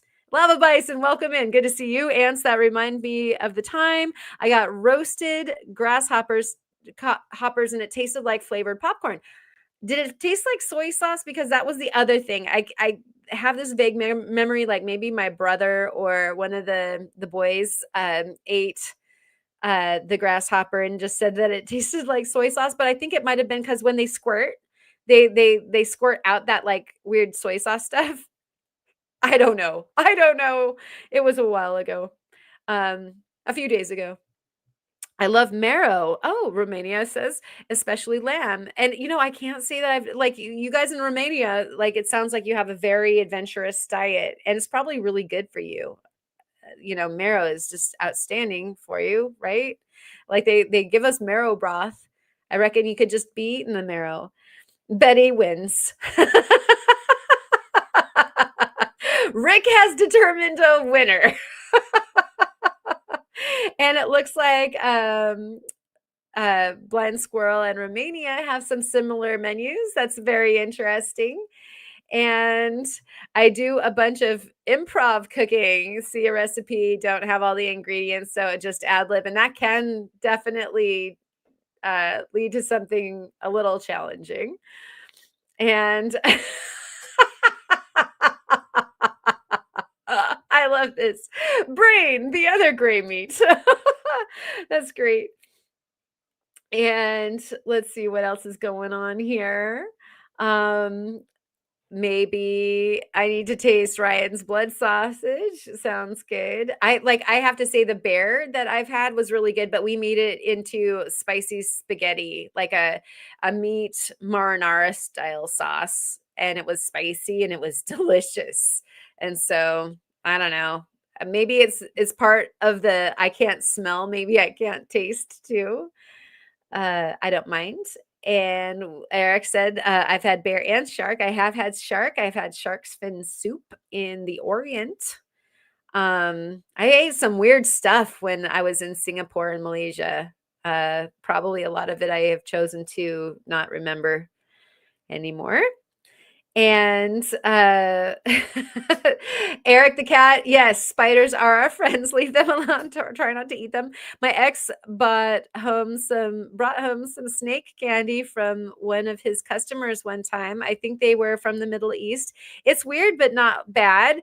Yeah, we used to have. That is weird though. I will admit, snake candy. Who thought of that? Whose good idea was that? But we had these cinnamon, they were super hot cinnamon um scorpion candies just in Tucson. It was a novelty. And of course, you have to dare each other to eat the scorpion candy. So that's happened before also.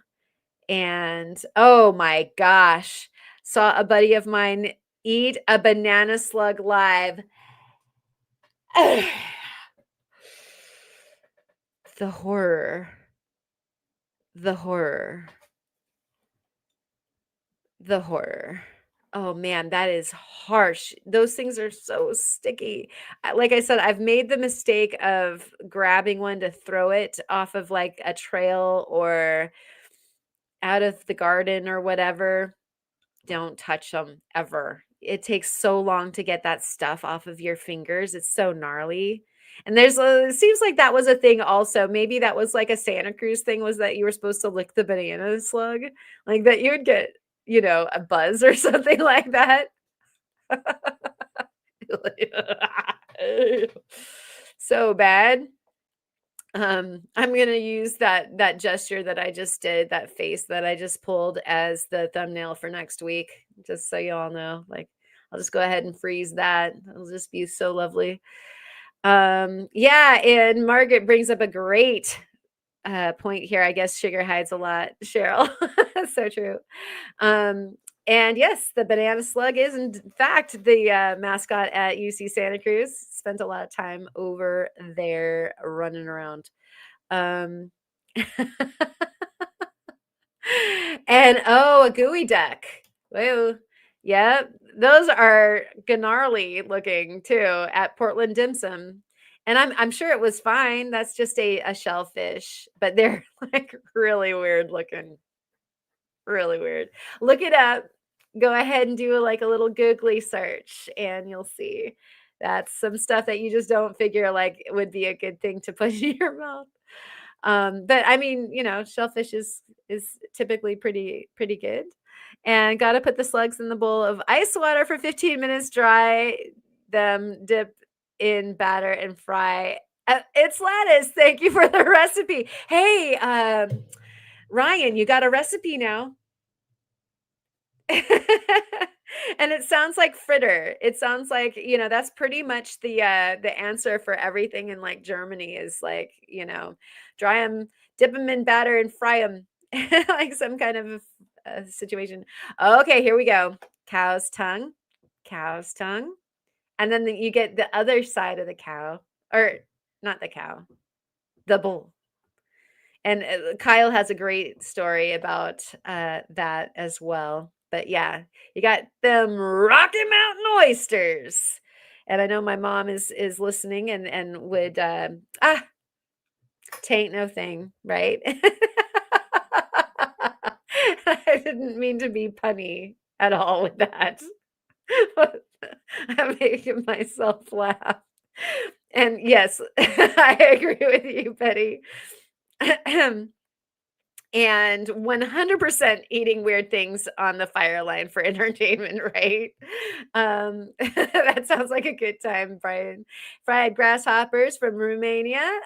Yeah, like who was it? Somebody said that they taste like flavored popcorn, so why not? I love, you know, popcorn is who doesn't love popcorn?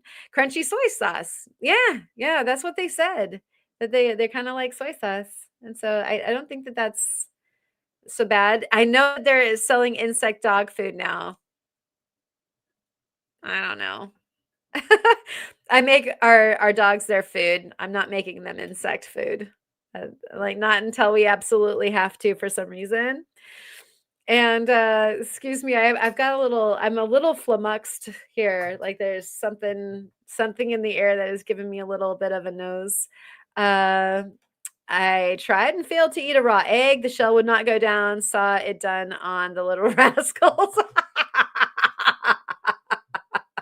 Oh no, monkey do, monkey see, monkey do from the Little Rascals might not be such a good plan. Okay, and again, we have problems with the parasites. So, oh, you twist the head off, which pulls the guts out, and then you can eat it. Oh, but if you're not getting the guts, then are you just getting the exoskeleton, and then is it that is nutritious? And thank goodness Ma never ate the goldfish. Good that she accidentally killed. Yeah, especially after it's dead, I would definitely not eat the goldfish. Yes, and you have a haunted keyboard, as we all do. Um, oh my gosh, you guys are full of so many great, uh, stories. Have had chitlins by accident, chocolate covered crickets on purpose. Yeah. And Tara's Treasures is wondering what she bumped into. We are talking about the foods that we have tried, the weirdest foods that we have tried. We were on a totally wholesome what is your state fossil there for a while, and then we just went straight off the rails on this wonderful tangent, and I'm loving it so much. And Mom did in fact eat grasshopper on a dare from Tekla. That must be a thing at the ranch, like everybody just dares each other to eat grasshoppers. And if you had my Oma's cooking, why you'd ever eat a grasshopper, I have no clue. Like it would seriously only be for like the bragging rights, because there was plenty of really good food on the ranch for sure. My mom's mom was one heck of a cook, and so was my mom as well, and yet was eating grasshoppers when she was younger with Tekla. Uh, and we have ants tasting like vinegar. I would actually like that then. I love vinegar things like pickles and whatnot. Um, and Betty is traumatized by soy sauce. The grasshopper spit analogy. Yeah. Yeah, the soy sauce thing. That's what they all said. And then it was true. Like when you'd catch them, and sometimes they'd like spit the soy sauce. I think I might have sampled the soy sauce before. It was quite bitter, and I was like, I'm sure I don't want to eat that. Um, yeah, yeah. All right. I had a cousin who would crack bones and eat marrow from them. Yeah, like is that sounds like it's a thing. And I mean, we make marrow broth, and so it seems like it would be a thing. And yeah, if we're talking about non-food items, I do think that Julie wins with the mercury, unless my lead paint is like, I mean, mercury is probably less common to be able to eat, but yeah, um, definitely have had that. Oh, and we have an explanation. Brain pane is a delicacy, probably is what that is. That is made with boiled pork, beef, sheep, goat brain, and is made like a schnitzel. Uh-huh. What did I say? Fritter or schnitzel. You bread that bad boy up and you fry it in a pan, and it's edible. Yep, those Germans knew what they were doing.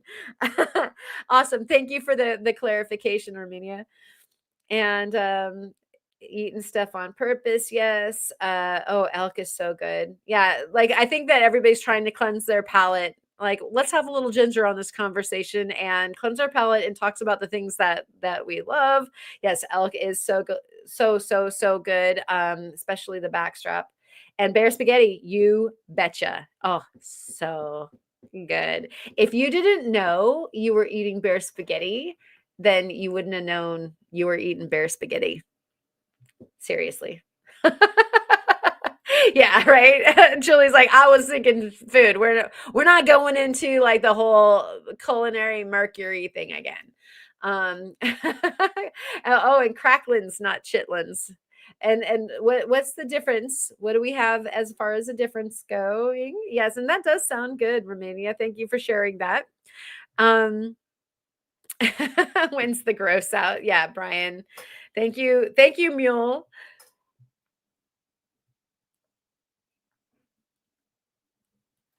And Mom says it was crunchy, but nothing like peanut butter. I will stick to trout fishing with them and eat the catch. Yes, says Judy Mom. I agree with you 100%. In fact, I think that's what she taught me to do. Who started this conversation? How did we get here? We need we need some we need some sunstones stat and some good feelings. Oh wait, they're upside down. We'll do it this way. Ma sent me this for oops, and we're back to let's eat disgusting.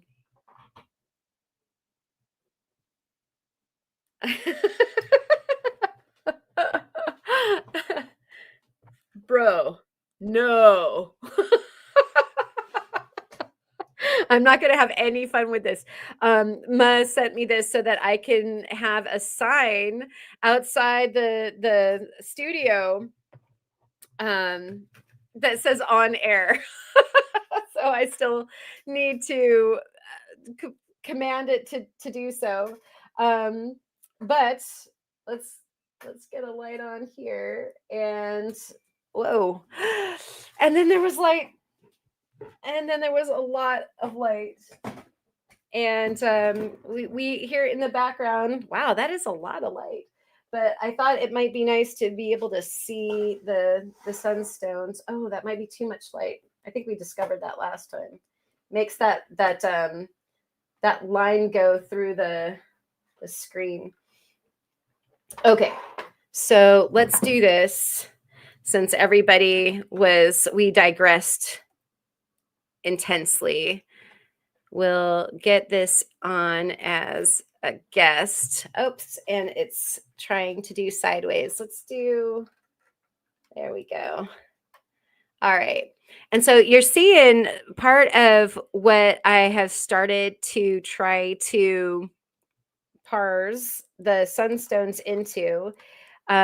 Some of you who were along earlier when I did a live stream just for sunstone, and we parsed the intense colors into a bin, and some of them aren't as intense, but they were enough that I'm going to put them into the special bin. Plus there's some greens, and so we got that, and we've been parsing the big schillers, and then we have some of the not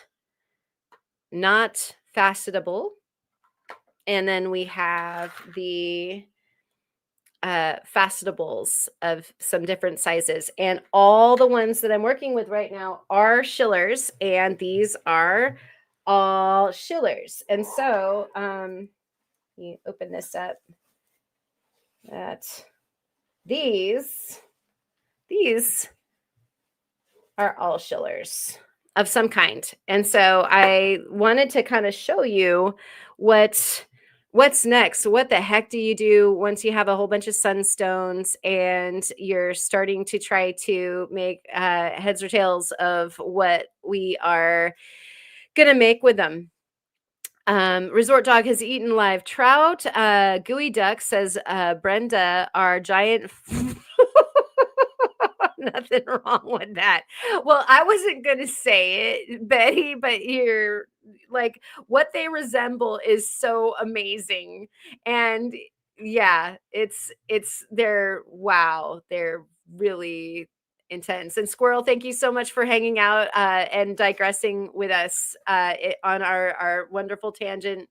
You're a super good sport, and I'll try to say Petoskey correctly from here on out, but I always remember it wrong. So you guys might have to have your ears burn a little bit in the future. And we've got I bet you that's sweet, but sweet and sour heart and tongue is very, very good. Boy, you put like a good sauce on something and it's and all of a sudden, like I said, the bear was fantastic, but it was a really, really good, like a spicy marinara with like a Kalamata olives in it and all the stuff. It was good. And I'm starting to get hungry. Um, ah, and you have had the Rocky Mountain oysters and they aren't bad. Yeah, yeah. I mean, they're not as bad as you might think. Although you really do have to get over it. My uncle sat at this teepee that he had shucking them and I was like so mortified. That was what we were supposed to be eating. He was like sitting at this teepee that he had made that he was staying at. And we were all sitting around the fire and he made the best elk jerky. And so I thought that that was what we were going to be noshing on. And he starts shucking these Rocky Mountain oysters. And I just wanted to cry. Um, all right. Keep on going, Karen. Keep on going. And ooh, that sounds really dodgy. I had to eat a super hot and spicy fish mulch paste with rice for months while living in Ghana. Oh, yeah. Wow, you totally would, huh? It was a local dish called I'm going to make this fancier so I don't get a strike of some kind for family orientation here. Shito, made from random fish bits thrown into a blender. Random fish bits, that's just probably not a good idea for food. Um, yeah, and we've got all the fun. We've got all the fun. Oh, is there a Theo in the house? Did I see a Theo? I did. Cheers, Theo. It's so good to see you. Thanks for popping in. Um, and it looks like Ma put up a link for Theo's Patreon. Very, very cool. And still trying to scroll to catch up with everybody.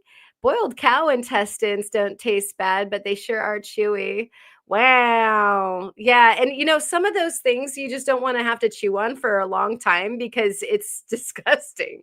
And so you're kind of going like, if it slips down quick, like the first time that I tried the sea urchin, I was like not sure I wanted it in my mouth. And it slipped down really fast. And I was like, oh, okay. It had a raw quail egg on top too. So I think they called that uh uni ama uni, maybe something like that. Anyway, it was good. It turned out to be really good. And you missed it, Theo. We were talking about like all of the different states fossils, and then we digressed into what was the weirdest food you ever ate. And so we're on like the hangover from that right now. We're just starting to get back into stones, and we were looking at the sunstones, and these guys, yes, all have schiller, and some of them are big and some of them aren't, and they probably look bigger because you've got a big screen that you're looking at. And I like, oh, I think I've finally gotten down to the bottom. Yeah, has anybody was anybody talking about eating a kangaroo? That would be so hard. They look so human with their biceps and quads and stuff. Like they seriously, I don't know, they're so sweet. And yes, definitely, hence that name, that opal guy. And eel is really actually good, right? I That's one of my other favorite kinds of sushi, the unagi. I love it. And so, yeah, eel's not bad. And thank you for pitching in. That was good. Everybody needs to reveal their weird food. That's our testimonial and confessional this evening. Other than that, nothing too crazy. Okay. Not on purpose anyway, right? The occasional bug that you just inhale or whatever when you're out rock hounding. Um, and that lamprey eel definitely is they're pretty gnarly. And yeah, I think it was alligator that I had. It was something like that. We went to a farm in Singapore, I think it was, where you could have it. And yes, we are at the tryptophan coma part of this evening, and therefore we're going to move on to the Sunstones and then and snooze together. All right, Rick, thank you so much. No more food talk. I'm let's motive on.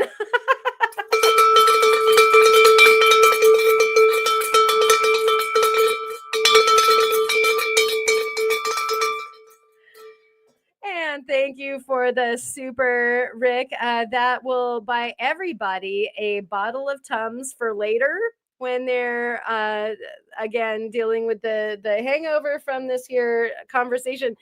And conch is probably pretty darn good, right? Um, and so, I've got this little pile here, and it's so funny because, from where I'm sitting, I'm seeing different schiller than what you guys are seeing being directly above. But the idea here is that we're going to be looking at the stone and then trying to identify, can we cut it? And if we want to cut it, what would we cut it as? Like, would it make a good facet, or a carver, or what? You can see in this stone that you get color, or you get like the glare of the schiller, and that's actually another thing that we have to decide when we are stepping up to the plate to make the preform of the cabochon, or if we are going to facet. I'm looking for facet material today. Surprise, surprise. Um, Kangaroos are just upside down deer with pouches. I'm never not going to remember that. That's hilarious. Thank you.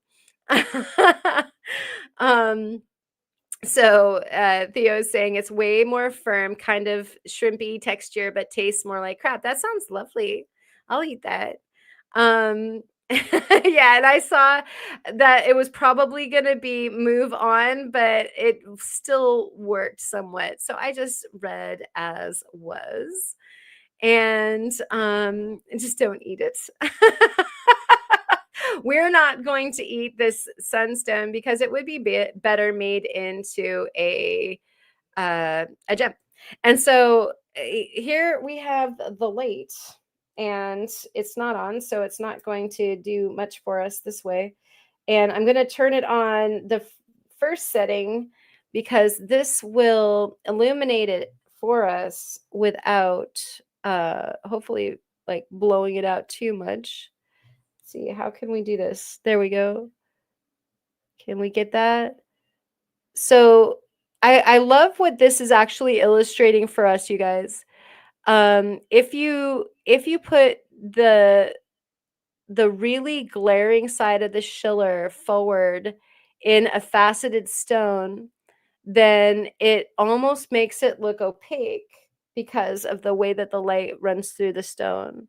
And this light is definitely helping us make that point. So if I like tried to facet it from this face, you get a whole lot of schiller shine, but you wouldn't see like the pavilion facets, and therefore light would not travel through the stone, thus making it like not such a good candidate for a faceted stone unless you turned it like more in this direction, and then you get a colored stone.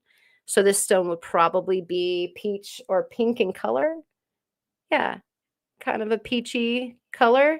And now we see through the stone, you can see the bottom of the stone. And so that would be the orientation. So if we like this, definitely will be going into the you can facet it thing because we can see clear through the stone too. Like I don't see any big inclusions.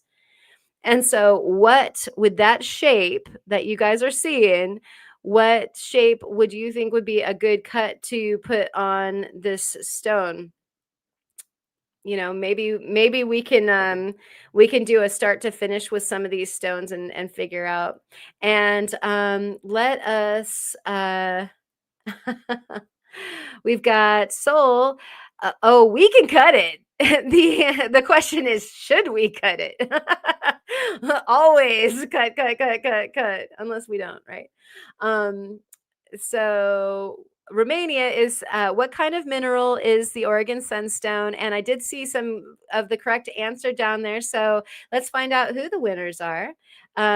First, Margaret is the fastest typer. Feldspar, bing, bing, bing. We are correct. And Theo Kellison is also correct with feldspar for sure. And yes is the answer from Seoul. So also, and the copper included for the schiller, and that is so true. And Oregon is the onlyest sunstone with the copper. And so if you see copper sunstone from any place else, then it's either brand spanking new and it's a discovery, kind of like our ichthyosaur, or it's not real, which was the stuff from, where was it from, guys? Tibet. They were claiming, or Nepal, that there was a red, sunstone from out there that had copper, and it turned out that they were adding it. They were making it synthetically, and so we don't do that. Okay, that is a whole pile of schiller. Gersh darn it. And that light looks like a vase. It doesn't. It's a gemfish. So a good torch for finding things. A VAE is the light looks like a VAE. I'm still, I might not understand a vape. It was like Pictionary, but in chat. That's great, Betty. It does look like a vape. It is not a vape. Don't anybody try to inhale my gemfish. Oh, please. And yes, Theo Kellison, you need to come back to the spectrum. Let's go for a trip. And this is so weird. This is so weird. Everybody, Mo wants a triangle. And Soul Adventurous would like to see a cushion cut on that. And that, if it were a cushion, would be a cabochon. And I don't know, like with somebody this good, let me show you the side view too, so that you kind of understand, like we've got some depth there. There's meat on this sunstone's bones. And a lot of times you don't get one that will have enough room for your crown and your pavilion. And so a cabochon that was a cushion cut would be fantastic. If we were planning on, there's the glare right there, and then coming back here. So if we were to do a cabochon, it would make sense to line up the glare. Where'd it go? Where? Glare there. There, glare. There you go. There's the sunshine. And that is thick. Thick, thick, thick. That would be our orientation if we're cabin. And then, like, I think I can get away with doing it straight across and just, making it big and shallow. So, keeping on going.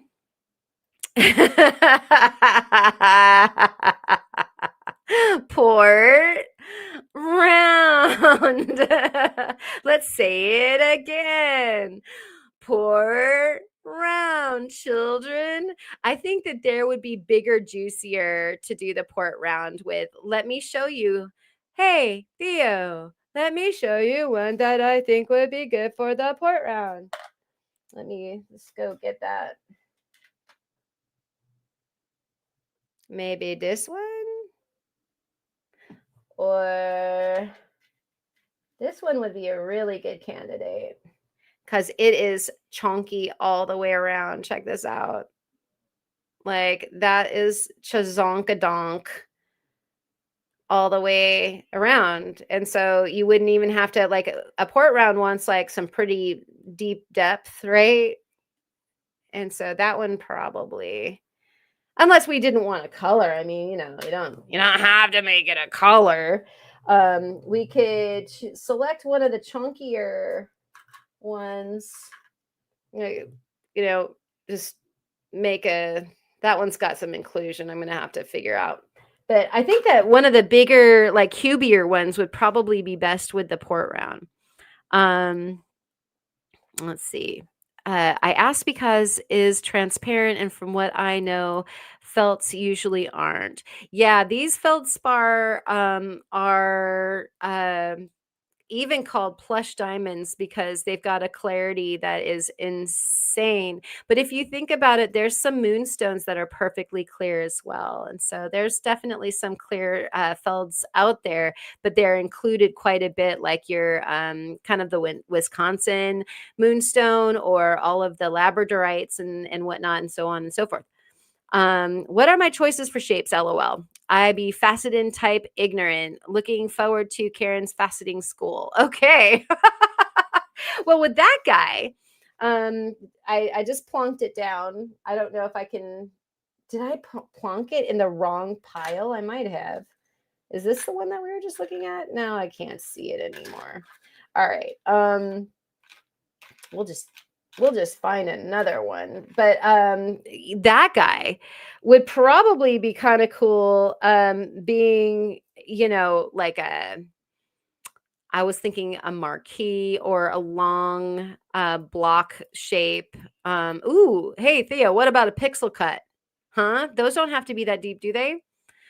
So we could there's some interesting possibilities. I think I put it in the wrong batch, and so I'm probably gonna have to go back and find that guy over again. Let's find one that would be good for, like, if we're looking at a guy like this, you have to see where the inclusions are. But if you're just looking at the shape, then this would again want to be a pair, a marquee, a long rectangle, any of those. There is Doom. So Doom is smiling at you and shining a big face in the face of yeah.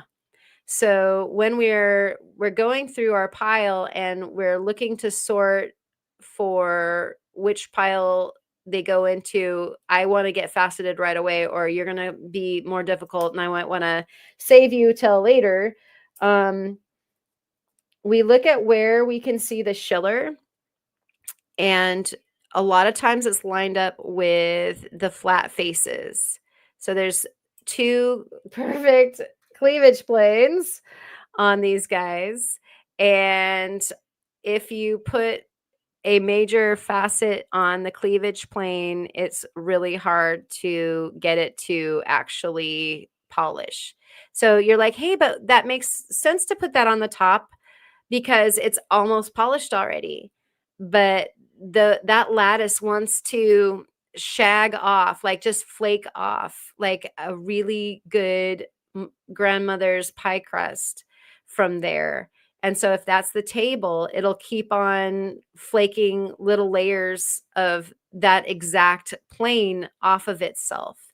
So very difficult to polish. And so you have to put that away on an angle where it's not going to be as important, and choose one of the other angles.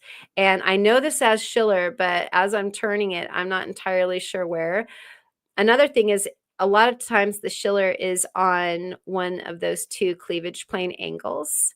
And so if you find an angle, a lot of times you're on the same cleavage plane. You just have to find where in the stone the schiller is. I don't know if I just said something that made sense, but we might be seeing a little bit of the peach of it just as we're turning it, just getting it in the sunshine, right? Or the late shine. Is so dark right now. And so, I'd be looking to try to, go in more at this sort of angle. But this is a big fat stone. So, if there's an inclusion in here, this would be great for a port round. So we'll plop that into the faceting pile. And I'm going to try to catch up also on the chat here. Betty is saying, I have Utah Sunstones and Oregon Sunstones. The Utah ones have nothing inside them. Pardon me. Yeah.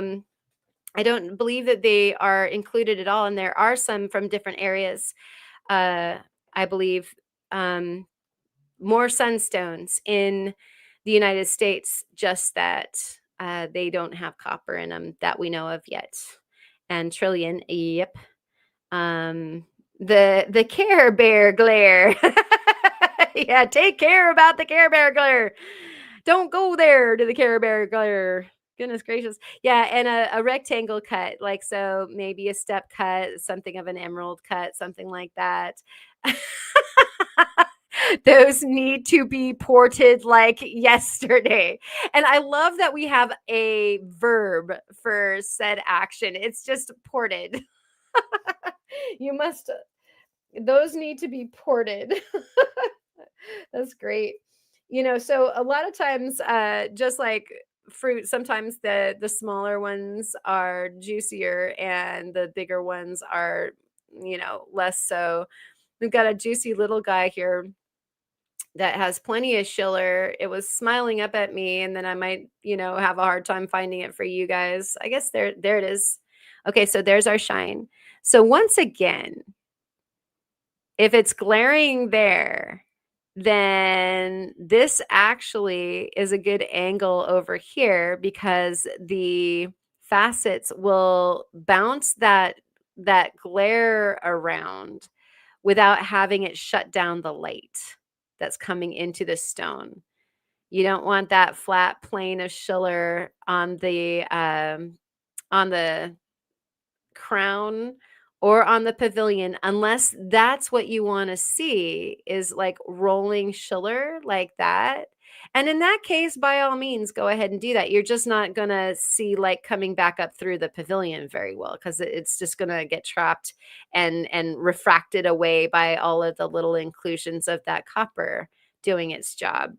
And so it's kind of like there's a, pink tinfoil. Ah, no, where'd it go? Where'd it go? Are you the one? I don't know. Ah. Takes a long time if you can't see them. But yeah. So you wouldn't want to try to see through tinfoil, and that's kind of what the schiller is. This is doing it. Oh, this one's perfect for a port round. Look at how chunky this one is. Look at that. Like this needs to be ported like post haste. Let's find if we can find the schiller. So here's one of our perfect cleavage planes. So that's Danger Will Robinson. We know that's not the top. And if we find the schiller, come on. Come back here. Oh, there it is. I could see it with my naked eye. There, it's there. So this schiller is also extremely well behaved for a faceting project. And this one, since it's so boxy and cubey, that wow, that is screaming. So some of you might go like, well, gosh, I would cab that because wouldn't that be so pretty to just have like the rolling flash? For the schiller stones, absolutely. Sometimes they are just perfect candidates. This one looks like it's got a green tint to it also, which oftentimes does happen with some of the schiller from some of the different beds. Uh, and so therefore you get to play with the potential of it being sort of a bicolor stone because it might have a green tint.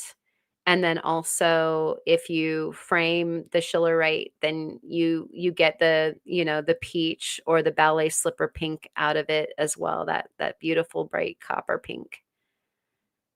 And so that is portable. That is exceedingly portable. Like, yeah, that one should be ported yesterday. Okay, so getting back. Is that Cotton L? I think it's Scott.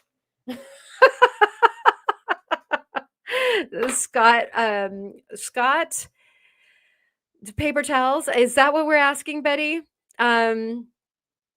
because I love Scott paper towels for faceting, and, like, I will hoard them, like, the rest of the house gets other kinds of paper towels, like, whatever for the kitchen and stuff like that, but, I love Scott. Okay. Misplunked. I know, I hate it when they just get gone and then nah. Yay for plagio class, right? We love them, all of them. And, sapphire being the same way, and I'm betting that we're talking about the cleavage planes and making sure that we don't get, shaggy stuff. Um, ah, wetting my whistle there, guys. And it looks like, Chris is in the house. Good to see you.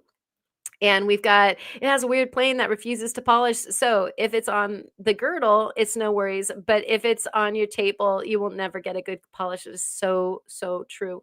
And so you can tuck it on one of, like, if you've got a multitude of facets like a port does, a couple of those facets either might not take a great polish, or you can change their angle just ever so slightly to get them to not shed, and that's just kind of part of the fun, and then you can just figure out how to get the meat points to do okay, and, just it is what it is, and it's such a small detail that it would take somebody really, really wanting to find a problem to even pick up on that. But that's one of the ways that you would, deal with that, and we've got Theo, thank you so much. Imma need you to carve a schiller into a whale. Okay. I love it.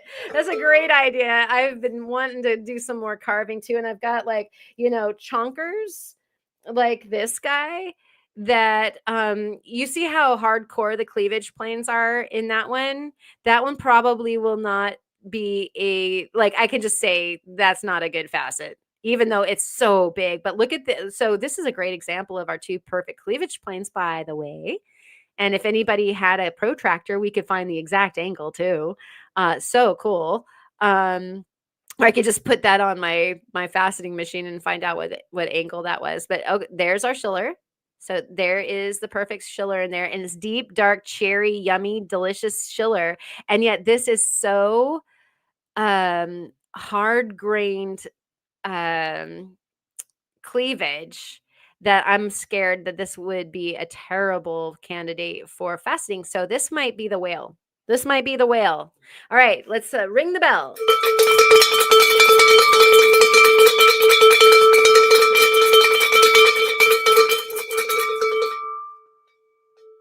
Awesome. Yeah, and gosh, like, from your vantage point, you guys can see, like, quite a bit of the shillers shining up in there. Very pretty, very pretty. And Romania saying the moonstone have schiller, but not the color. Interesting. Yeah, I love the clear moonstones. Honestly, they're just gorgeous. And yes, please, a schiller whale. This has got to happen.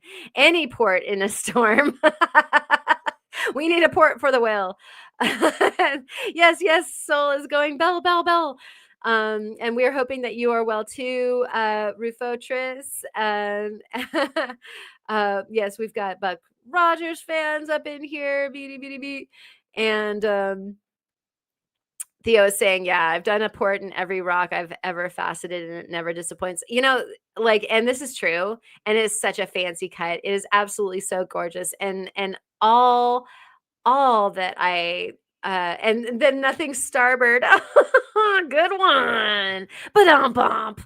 I like it. And uh th- like, some of us have, like, the cuts that we just get high centered on, and so I haven't tried every stone in a port, but I believe I've tried every single stone in I started on standard round brilliance, and I did every single stone that I had available to me in that. And then I've done every single one in a triopic blast, I believe, and then every single one in the ruination cut. And right now, ruination is like, it's it. But I think that the oppositional defiance might actually be taking its place. We'll see if I can get that sorted out, because I can cut the ruination, which has the triangle. It's a round cut, but it's got a triangle in the middle. I can do that one in my sleep. And I know that Theo can cut the port round in his sleep, which is really saying something. It's got like over 100 facets, I think. It's just nuts. It's just crazy, but it's such a pretty, pretty, pretty thing.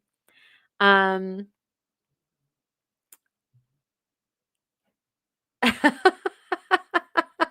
if you carve a whale, a pot of petunias is also necessary. Rule of 42. Now we're in the galaxy. That's awesome. We do need the Hitchhiker's Guide. Um, Oh, you should add a carving challenge to the Discord and make it a quarterly instead of a monthly. Or it might be good for the Makers Showcase one time. You guys, anybody interested in making one of the Makers Showcase months could be instead of like a material, it could be like the how are you making, and it could be something having to do with carving. And so those of you who don't do lapidary, you could always get a carving and set it, because I am always so thrilled when I see carved things set. Like it's such a cool juxtaposition. And so ready, set, go. Do you like that idea? Should we roll something like that out on the Discord? That might be a really fun one for the holidays. All of you folks that need something to do while you're studio bound. And love is a many faceted thing. I would agree. And facets are a many loved thing. It definitely works both ways for sure. And Theo, like this is definitely a soliloquy of his testimonial of love here. The port defies logic by somehow embedding an LED directly into the stone. It's insane. It's a pattern that makes stones glow in the dark, and that is not an exaggeration, and it isn't. Yeah, I've applied it to a few sunstones, and those are the only ones that I've really gone through. I need to do some other stones. Now that me and quartz get along, I'll do some quartz. I promise. Yeah, I just gotta hunker down because whenever I look at like that many facets square in the face, I will admit to feeling a bit daunted. Yeah, a carving free for all, or carving for the free for all. That is another absolutely fantastic idea. So, hey, great minds that are simmering for the Discord, this would be a wonderful thing for sure. Um, and so, yeah, here, perhaps, yeah, free for all, or again for the like makers and or both. Like you could do free for all and makers challenge, because then for the makers in the Discord and even jewelry, we could do like a setting, example for how the heck do you set something that is like potentially a freeform carving.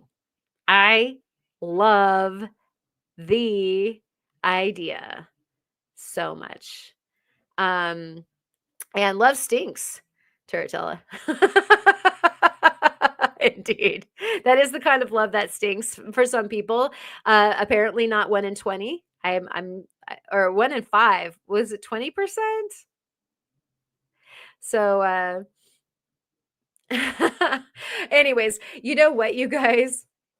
We've got so many beautiful sunstones to go through, and I would love to go through them with you, but we are 2 hours plus, and so I don't want to keep you guys from all the wonderful things that you guys have to do for this evening, like make port rounds and simmer about carving contests. Hey, like y'all are carving pumpkins. Let's carve some stones too.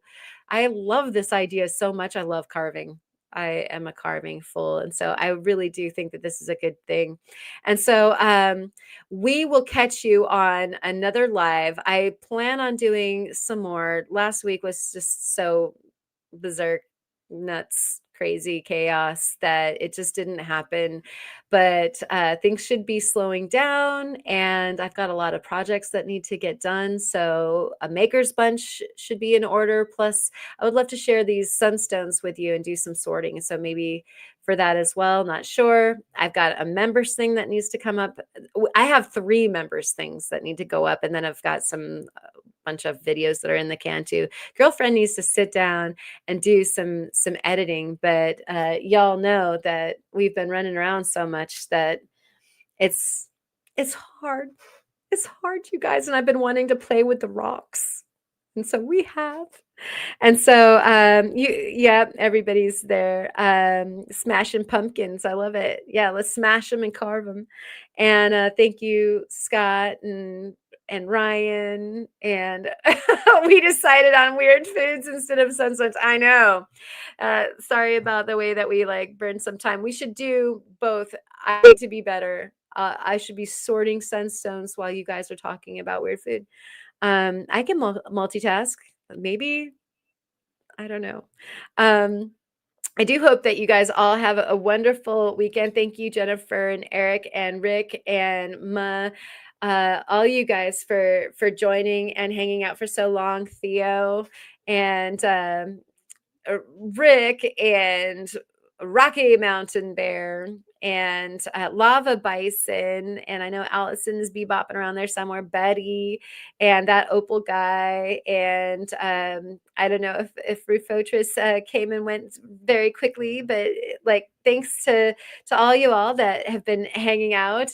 Julie and Brian, you guys are the best. And so of course, this weekend we have a Julie Bryan live stream, I believe, to look forward to on Sunday. We have Kyle's sales all weekend long, so get all those pennies in your pockets out if they, especially if they have a lot of silver content in them.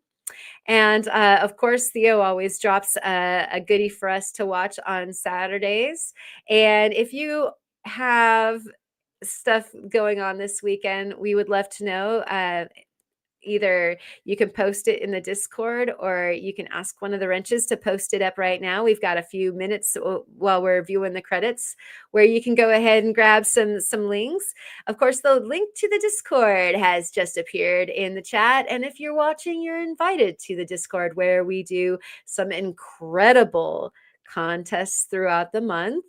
And we have all of the chat going on 24/7. When we don't have a chance to hang out on somebody's live, we get to go hang out on the Discord and show off our beautiful projects to each other, shows and tells from our rock hounding adventures, fossil forum part. There's a channel for your silversmithing and your lapidary and randomness and pets and all the goods over there on our Discord. Thank you, Ruminia Rockhound, for hanging out, as well as Rick hanging out as well. And thank you, Mom, for hanging out right over there, right through that wall. We'll be chit-chatting after this. It's time for me to go. We're going to do our nails. So we're going to do our toenails. And what color should I do on my toenails? I was thinking blue. Thank you for the show, Lava. And yes, definitely Stein Kerning to that. Let me take that down. And yes, Ryan is reminding all of us over there on the Discord, get working on this scary cabochons. And we did a live stream last week on the Friday Night Live all about that. And of course, we'll see some of them in the weeks to come when it's time for us to get voting. And Betty is saying blue or white. I have the blue, and then I also have this like super dark maroon, and we also got this sparkly red. And so I was almost thinking like a maroon undercoat and then like an overcoat of the sparkly red might look really good. I don't know. I might have to do all the above. We'll see, but we're gonna have like a little girl party. And I bid you all adieu. Stein Kearns, have a great weekend. I hope you find a whole bunch of rocks. Share them with us, either on the Discord or on the interwebs. We'll hunt you down and we'll watch your lives and all that kind of good stuff. Cheers.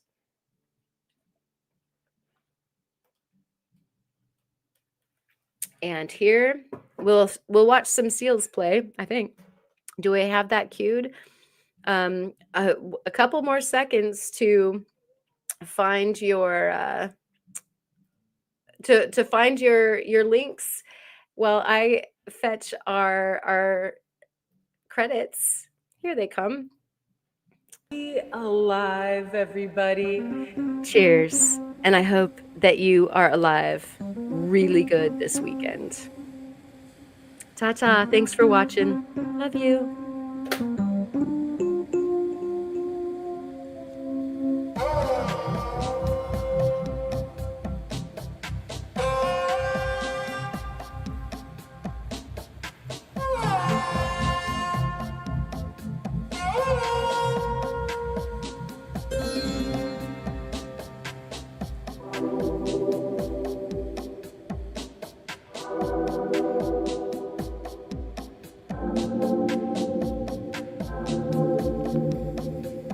Are you here?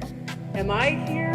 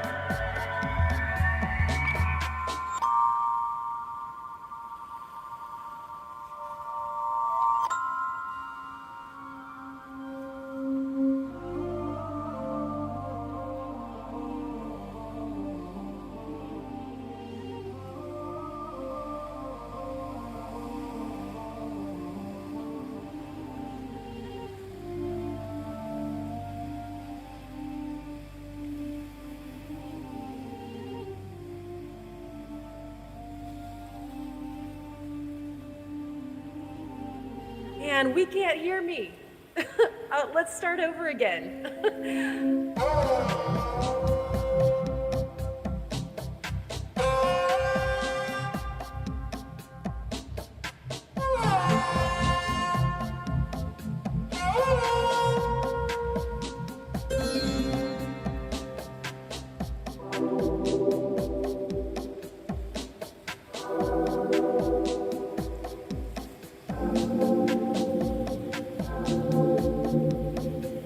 Are you here? Am I here?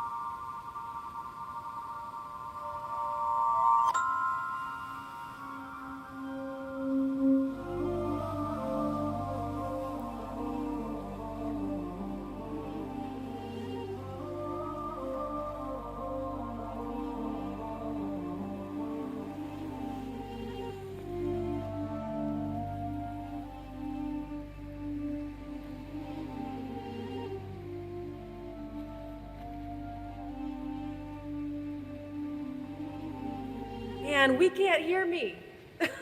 Let's start over again.